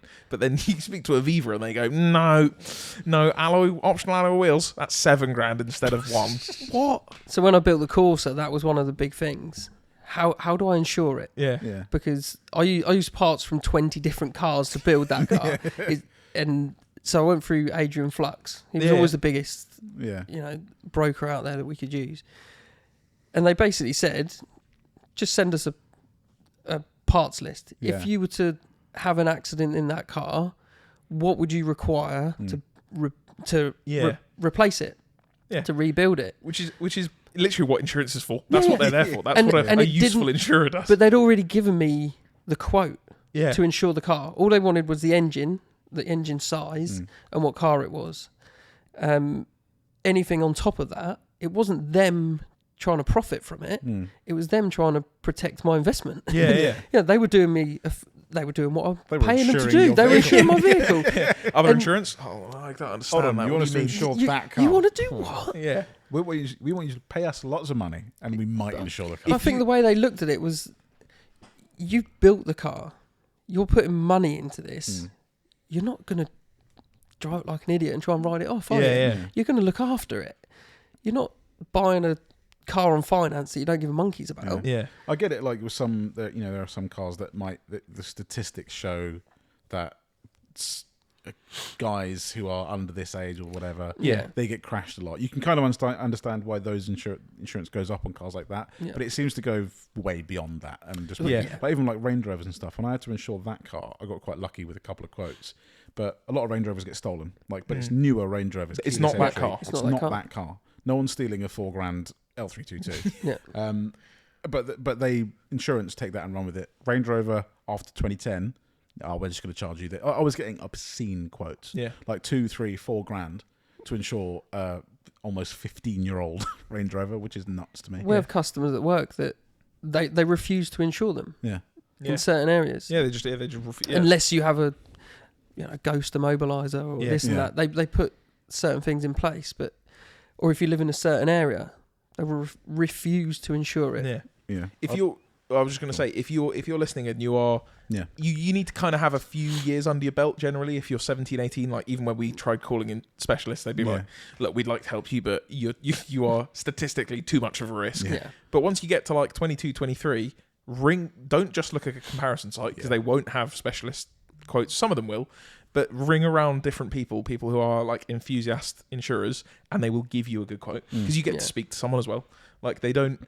This sounds You're like an not just ad ticking for boxes. insurance, Yeah. but yeah, Yeah. like it's not just a computer program. You say, I've built this car myself. I've had this much experience. Maybe Yeah. if you've driven on track, they'll go, okay, we'll take that into consideration. Yeah. I So- think Cars that- you've owned, the that whole kind of thing stuff. with it is they take a common sense approach. Yeah, Common sense dictates that you've built this car, you want to insure it because you care for it. You're not Yeah. going to crash it, and if you do crash it, the fact that you've got a spoiler on the back has nothing to do with the fact that you've gone through that don't know that fence. downforce. Well, no, man. would it have made a difference? But they Insurance take a kit. common sense approach to it, Yeah. which I think Yeah. lacks I in. think there has to be a point at some, in the future where insurance in this country becomes sensible. I just don't know when it is because it seems Yeah. to just be I remember, Not today. not today, not anytime soon, not this year. So before we get to some conspiracies, our Yeah. favourite section, a little one of the week. Yeah, because you've had a very well. First, we have to let Tony have a go. So Is the there one of the week anything- is anything that you've looked at this week and wanted car-wise. It could be Be something anything. in budget, out of budget, just something you've gone, I really want one of You've those. seen it on the road and gone, "Ooh, I could have one of them." it's got to be XFR. Oh, A blue one, perhaps. Kino blue. Kyanite blue. Yeah, They're really black rare leather, though. an engine grey, on a pallet just over there. Oh, So that would be your, anything else? There was. I'm a bit of a hot rod fan. Okay. okay. I know jack all about them, Okay. but I don't want to. We I watching just want to look at them. Roadkill back in the day, that sort of stuff. Is that where it comes from, or like just American Just stuff? American stuff, yeah. probably. AC Cobras and that. Okay, sort of, and then interesting. when the Dax Cobras sort of came through as well. But yeah, hot rods, rat rods, anything a bit different. Okay. So that's this week. This week, Getting your but ticket. the sun's come out. Okay. Yeah. You start seeing them creep out of the Drive garages, and it just makes you go, "Oh, Yeah. if only." I saw a Cobra at If the weekend, only. or like, a rep Cobra, Yeah, and it was the classic. It was blue, and it was Blue with it was white just in stripes. Tesco's car park. yeah. As you do.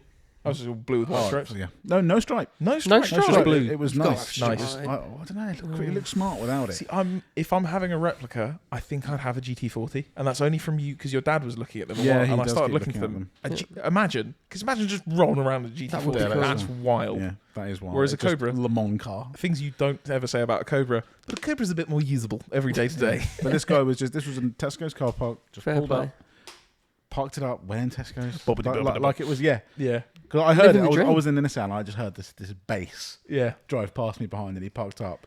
And yeah, Yeah. it was a beautiful day. I was like, you know what? It's just an old guy. As He's well. doing You it could right. Tell he was like, you know what? First day of the year, I'm pulling it out. Will because Because this is it's just because of you. random spot. Not a spot, but I was in. I think it was some place called Berkhamsted. Okay. It's like this sort of fancy looking high. I like street that you type just thing. you track your movements throughout the week. With people. Yeah, you can. So on you Monday, can- I was in this town Yeah. on this corner. I'm just trying to paint a picture here.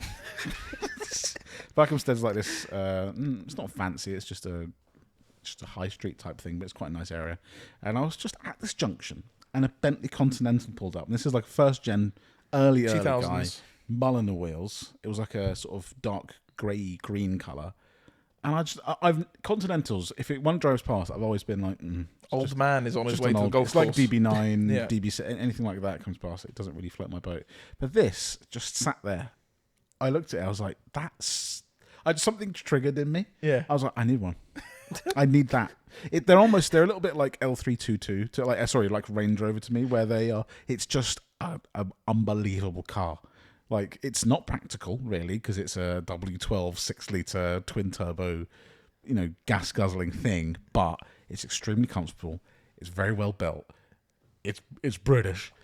And I just think they're cool. They have this like almost Veyron. This look is to me. You're gonna say, and I agree with that. They have a Veyron vibe to them. Yeah. They have this like unobtainium feeling Yeah. of like, wow, he's ageless. He Yeah. just kind of lives in the early 2000s forever. I think it's the reason why I haven't been that bothered by them is because they've kind of been in that 5 to 10 grand, like normally quite naff Yeah, Bentley Continental, normally ruined, normally on horrible wheels, tints.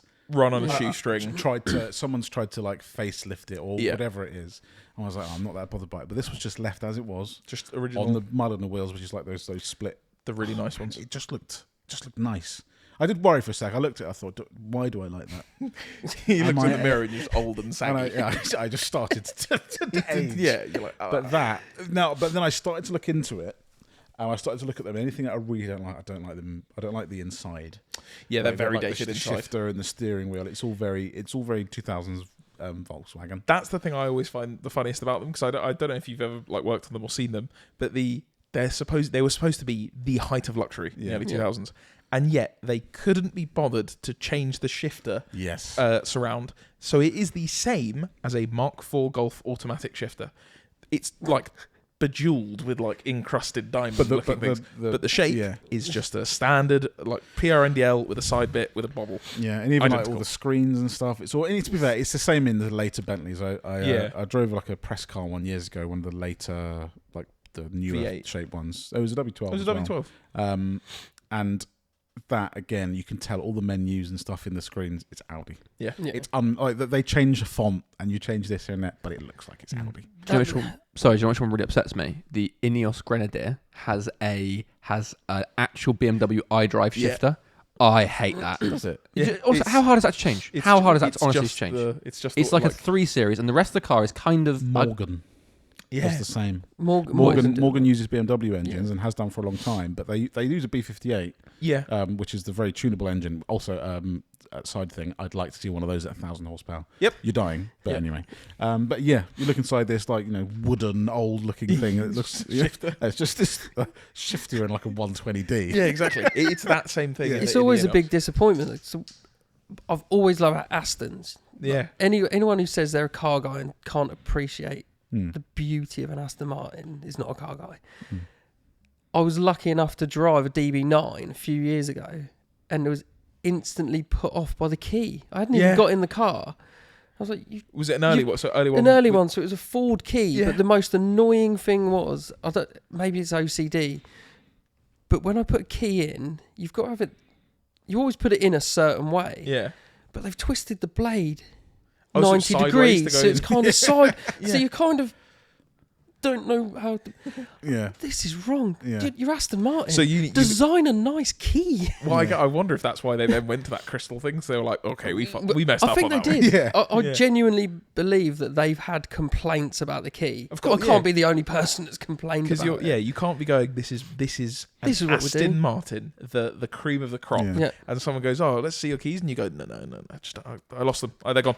I can't show you. It's keyless. Ben, what's How your one to the week? embarrassing putting it in a bowl. I'm not going for the Ford driver. It's an Aston. My one of the week is a Mercedes SLS. Wow. Little drop in the ocean for Ben. Great. No, I think they're forgotten. I haven't seen one for years. Yeah, we were saying that. I think they're very cool, and I want one. And I can't afford one. Are you a coupe man or are you a vert SLS man? Coupe. Because coupe the man. doors, they're stupid, but kind Doors of cool. that go up automatically make a car cool. Absolutely. And there are going to be people out there going, oh, it's too showy. I don't care. It is showy and it is a stupid. door that but goes up. It's what he's there But for. also, I've got a 47-foot long bonnet. Yeah. I've got a V8 with I don't know how much power, but probably some. The engine is I'd the hope only so. thing. The engine is the only thing not that I don't like about it. That sort of dumbs them down a bit. Yeah. Is that I know it's better. It's the same as in a Blacks. I think they have different pistons and cams and whatever else. It's a better engine, but it is the same engine you get in a C63. Yeah. Because I love the SLR McLaren. But while I've been buying parts for this, multiple listings say also fits SLR McLaren. Nothing I buy for this wagon silver Mercedes should say also fits an SLR McLaren. Yeah. If I've just spent 300 grand buying one, I can't be doing that. Yeah. It can't be. Yeah, you can just get the washer pump out for an E320, mate. Don't worry about it. No. I'm going to have to change my answer to the question now. Now that you've said that, we were at Brooklands Museum, not museum, the hotel, last weekend. Popped into Mercedes-Benz World. Yeah. You're watching they put a few SLRs out on the track and it was great. But in the museum, they had the Sterling Moss. The vert thing. Oh, those are cool. Those are very cool. What a car that is. Yeah. It's almost Batmobile. Yeah. Just such a cool car. Yeah. I forgot. I never knew That's those my existed one. for like 3 or 4 years. Yeah. I remember seeing a photo of one and being like, nah, it's not a real car. Yeah. And then it's saying like, yeah, it's Sterling Moss Edition SLR. I was like, what? Yeah. Where did this come out? Yeah. Such a cool car. My one to the week, it's a bit of a random one, is an Alfa Giulia QV for a good reason. Because my dad watches a lot of YouTube now, of car YouTube. He watches Matt Armstrong, watches us. And after we bought our 911, he likes 911s. He's been influenced. He's genuinely been influenced. He bought a very tatty, a crashed Cat S 997 Vert Auto, the worst you could buy, because he was like, it was the cheapest one he could find. He just wanted to see if he could do it, so he did it, and he was like, I'm happy with it. Cool. Now I went over on the weekend to visit, and I turned up, and there was a completely written off Alfa Romeo Giulia QV on the driveway. Nice. And I was like, oh God, what have you done? Cool, but why? But why? And because the first car, it was Cat S, but he got lucky. There was no structural damage on it at all. It was literally a steering arm had snapped, but the subframe still fit. Everything was fine. I was like, just know you got lucky. This doesn't happen always with Cat S cars. Now this car, the subframe is the front engine rails are tweaked and the subframe is snapped. And so he was like, I got there and he was like, yeah, cool. So we're going to pull the rad pack off. We're going to, I was like, yo, sorry, whoa. There is no we in this. And so, no, I helped him tear down the car for a few hours, and we didn't get that far, but still, just working on it and looking at it, I was like, I like these a lot. Yeah, they are cool. I'd really liked, and it's a dark blue spec with subtle spec. It's not the angry. It's got yellow calipers, which is the only thing that's a bit. But once they get silver wheels on there, that's a cool looking car. Did you come out In the one when we went to Blighton. In Blighton. This was an old job. Yes. I don't know that I did. We But did. I drove one. I drove one. I was lucky enough to have you one. drove the... Oh, yeah. So I had the old job at Car Throttle. Sometimes Will and I got given keys to cars we really shouldn't be allowed to drive. And I got given for 2 months an Alfa Romeo Stelvio key. So it's a 4x4 one. Nice. Yeah. And it was quick and cool, but 4x4 doesn't really float my boat. And then for like 3 or 4 days, I got to swap it with the saloon while the other guy tested out what's it called. And I was the king of the road. I was like, I'm like 24, driving around in a Julia QV. They were not happy with the rear set of tyres I handed back. It was tough. They literally said, where did they go? Where they go? I said, they're mostly in Reading. Go back there. You may be able to scrape some of it off the floor. But that's a cool car because we drove it. I drove it alongside the GTA-M, which is the like big winged angry one. I wasn't allowed on the insurance for that one. No, Who would? What? Why not? Crazy. But Silly. that after driving that, I've always wanted one of those. Yeah. That's cool. As in like an M3 alternative. Yeah, I think it's cool. And it's an Alpha, so it'd be worth £8 soon. Also, yeah, well, my dad's one won't start, so that tracks with Alfa Romeo. Yeah, it does. Yeah, but I think they're really cool. I don't really know what they're worth, if I'm honest, but I know what a crashed one sells for in Copart, but I don't know what a good one sells they for. are a nice left field choice. Yeah. When you see one of those, it's one of those. The guy knows. Yeah. He knows. He didn't go for the M3. He didn't buy a C63. He picked the left field choice. A tangent, because something we forgot to talk about before we get on to Conspiracies is you not only do you work on cars, you also have a hobby of making bits of cars into things, into furniture. It's auto furniture. Auto furnishings. Yeah. So you make, like, anytime if you've watched the Auto Alex podcast, the Jaguar engine table. Yes. What is that engine from? Sorry, I just need to quickly. That's Jag V8. Is it 4.2? Yeah. Okay, good. And a Mini as well. Did you do a Mini engine? Done Taylor's Mini engine With the supercharger. with the supercharger opened up. Yeah, it was just a bit of a joke at work, really. Yeah. We throw away quite a lot of parts. Well, this is what I was going to say, because obviously pulling all this stuff off the Alpha, I kept looking at things going, make that into something. That could be made into something. Yeah. Is that what? Yeah. Is that what? Where it came That's from? what I do, yeah. It's boredom. That's what it was. I didn't have a project car, so I just had project car parts. Yeah. So it started off with the V8 coffee tables, like you see in the Alex podcast, and then sort of wanted to liven it up a bit and see what else could be made. Yeah. So we'll do clocks, wireless chargers made from pistons. Yeah, that's pretty you cool. have one of those. That today. You did the trophies Trophies for at Shedfest, Yeah. which we'll do again this year. Yeah. What's the coolest project that someone? Because the people approach you and go, so- "Can you do this of this?" Yeah. So I've had, off the back of the wireless chargers, I've had a guy ask if I can do, when you get your sort of bedside stand that holds your phone and your watch. Yeah. He kind of wants a piston conrod Oh, that's cool. setup that would do the watch and his phone at the same time, which I'm trying to work on at the moment. The strangest one was Shedfest last year. A lot of people are interested in it, find it pretty cool, but don't want to spend the money on it. Or whatever. I had a couple that were getting married ask if I'd do the centerpieces of their wedding. Really? Out of what? Coil springs, Really? like coil springs with flowers coming out the top, and like jugs with spark plugs in instead of stones, and like real car inspired centerpieces for their wedding. So that's like your favourite thing you've done? We're still waiting. They're not married yet, Oh, so okay, so you're still- it's not completed. But do you know what? I really enjoyed doing the trophies actually. Yeah? Yeah, because it was just different Yeah. car parts. So. Well, It was cool. Any of I you enjoyed listening are ever into want something like that? We might have a 5-litre Jag engine that might be able to make sense. We've talked about this at work. A 5-litre Jag engine coffee table would be cool. Turns out that engine's fine, but Tony just came and went, it's broken, mate. Oh, no. That's your first conspiracy. That is. The Jag engine is actually fine. Yeah. But Tony wants it for a table. Tony needs something to put a coffee cup on.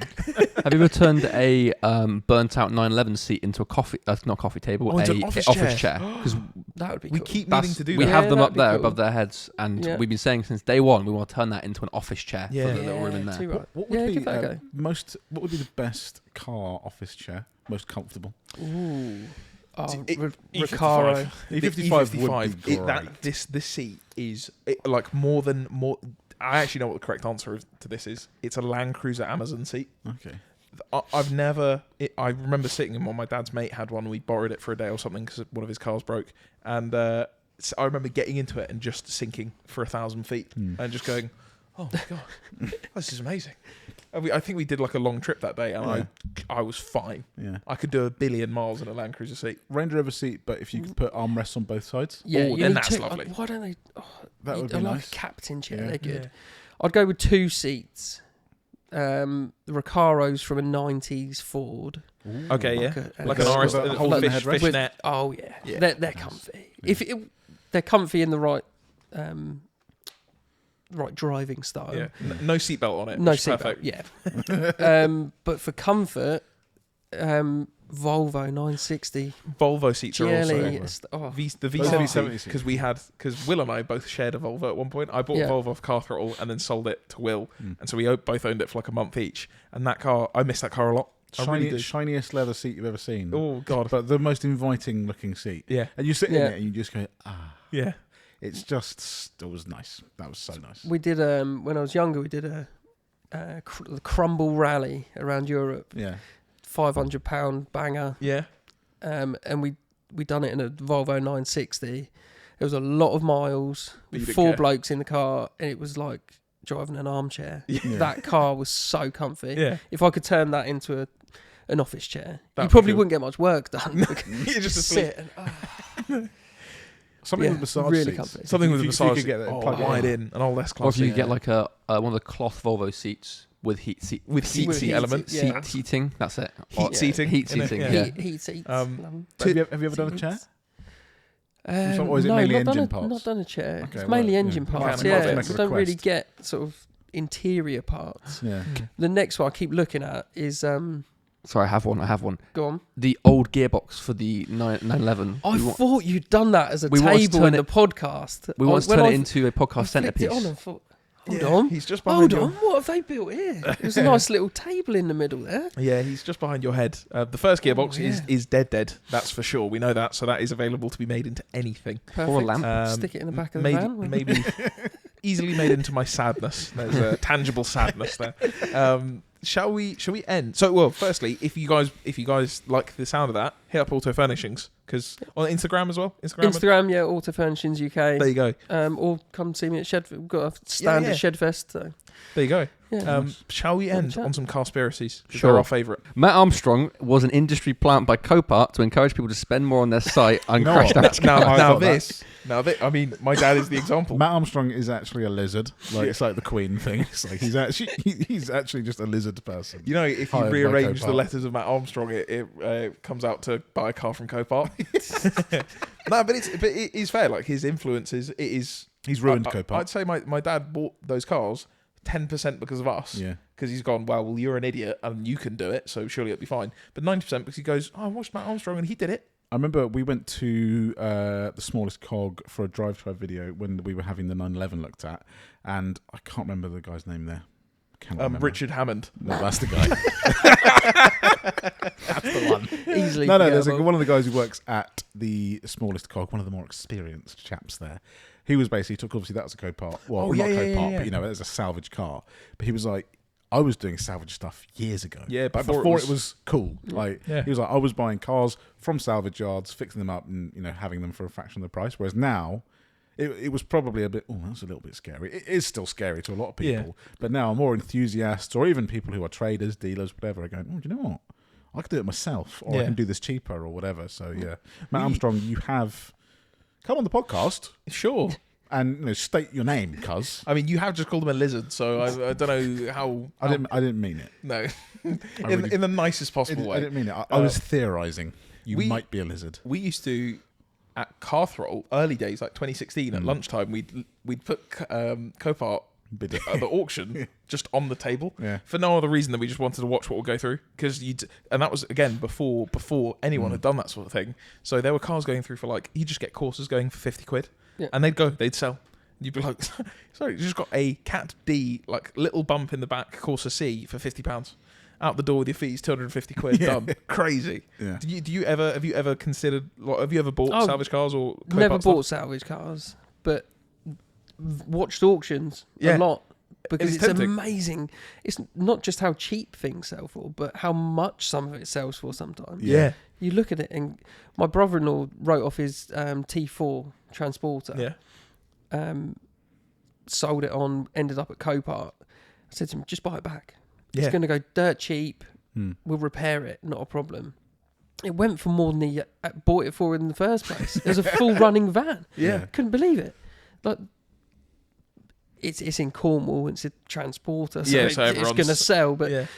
I can't believe what people pay for it sometimes. Yeah. But it's got it's a cool, it's a weird little what do you call it? Not a dichotomy, a little enclosed group of people that just everyone's watching car stuff and going, I'll do that and buying it. Yeah. I've seen it a million times on Instagram. I think there was a guy I saw recently who did it on an R35 GTR. I think I want to say it was red. I can't remember. And he documented a lot of the process. But again, some of these, Matt Armstrong's doing it for YouTube. We're doing it for YouTube. Yeah. But now there are people who are doing it, just as a hobby, Yeah. which is way more risky. Yeah, way, absolutely. way more risky for someone just doing it, alongside a normal job and in their spare time and on weekends. This guy's just rebuilding a GTR out of other bits, and it is quite cool because people are learning. Most people would look at something like a GTR and go, absolutely not. No, yeah, I wouldn't even look at a high mile one, let alone one that's had a smashed in front end. Yeah. But then someone looks at a Matt Armstrong doing it and goes, Yeah. okay, That's like my dad is difficult but doable. That Julia, we couldn't get it to start, and he said, "Oh, like we can ring Dips, or from Pure Auto Keys, we can ring someone who's a specialist and go, look, can we get some help on this? Because A, it's good for a video, Tony. and a Tony Yeah. to go for Jag." Whereas my dad, he sent me a text last night. He's like, I think I've tracked down the module that I need to open. I need to buy these cables off eBay. Yeah. That's someone just he's just like, I just want to do it. He just does it for the love of the game. For the love of the game. So yeah, it's interesting that there is a group of people who've now gone, all right, I'll go with Copart now. Is Copart ruined? I don't think it's ruined. I don't know. I don't think at But all. I think it's because- harder to get I think it is harder to get a good deal. But also the thing is, there's such a big variety. It sounds like an ad for Copart. Yeah. You guys can find all sorts. No, but like if you're into vans, there's 600 vans a day going. There's not going to be someone who's deciding, I just want. Yeah. I'm just going for the most expensive thing. You're always going there for a specific thing. The Fiat I bought, I waited a few weeks and about 7 different Abarths came through. I got to wait for the one that I wanted, if that makes sense. Yeah. But yeah, I think it's cool. I think it's cool. You're It is reusing cool. something that would otherwise go in the bin. It's a little bit gambly, Oh, for sure. like in sort of the way it makes you want to bid. Yeah. Like I'm gonna win this no Well, matter what. If you don't know, when you go on Copart and you're bidding, I mean it's marketing 101. Yeah. Someone clicks on it, and goes new bidder, and then it will start playing like mysterious music as it's and then it'll go like bonus time. We've given you 5 extra seconds to I bid. need bonus time explained to me. There's a car coming to the channel very, very soon, green in nature, that perhaps we had 4 bonus times on. Yeah. And it was like, because we were winning. It was like, you know what? You're winning, but bonus time. And then it went counts round down again. Bonus time. It's like, well, what's bonus time here? Like, surely you should get one bonus time, and then that's it. It's like it's like in an auction where they hold the gavel. They go, all right, going, all right, going, all right. No, you can't do that. Yeah. It is either going, gone, or nothing. There's no in between. The McGann was the same. I bought the McGann from Copart, and that was I set a number in my head. I was like, I will not pay more than that, and I paid possibly £1,500 more than that. Because someone else bids and it's like £100 more than your bid, and you're like, nah. There's no way I'm letting him have it. I'm not losing that. Yeah. to Back someone in the else. early days of eBay, it was the same. Yeah. You'd Yeah. find a car and go, right, that's the one. Yeah. You'd watch it all week and go, right, that's my limit. Yeah. Not going any more. Although you could be a sniper on Someone's eBay. outbid me, You no. could snipe. Yeah. You can't snipe on Copart. No. You got to be. You're in there with the gang. You're in there. Yeah, you're up. It's like it's a boxing match. It's fight to the death. First man, last man standing. That's why in you've got eBay, which is like the slow bit. You've got Copart, which is quick, and then like the Japanese auctions. I don't know if you've ever seen them. You've got 3 to 5 seconds to get the bids in, and then it just closes and it's done. Because they get through so many cars, they get through hundreds and hundreds a day at each auction site. You get this little it's like a Nintendo clicker. And the moment it comes up on the screen, it's there for 5 seconds, and you just have to keep clicking to bid your amount, That's troublesome. and then it goes away. So That sounds like gambling. That's exactly what it is. So the moment it pops up, everyone goes, and then if someone stops, but you keep clicking, that guy's going up a You bit just more. want a Nissan Micra for £35 million.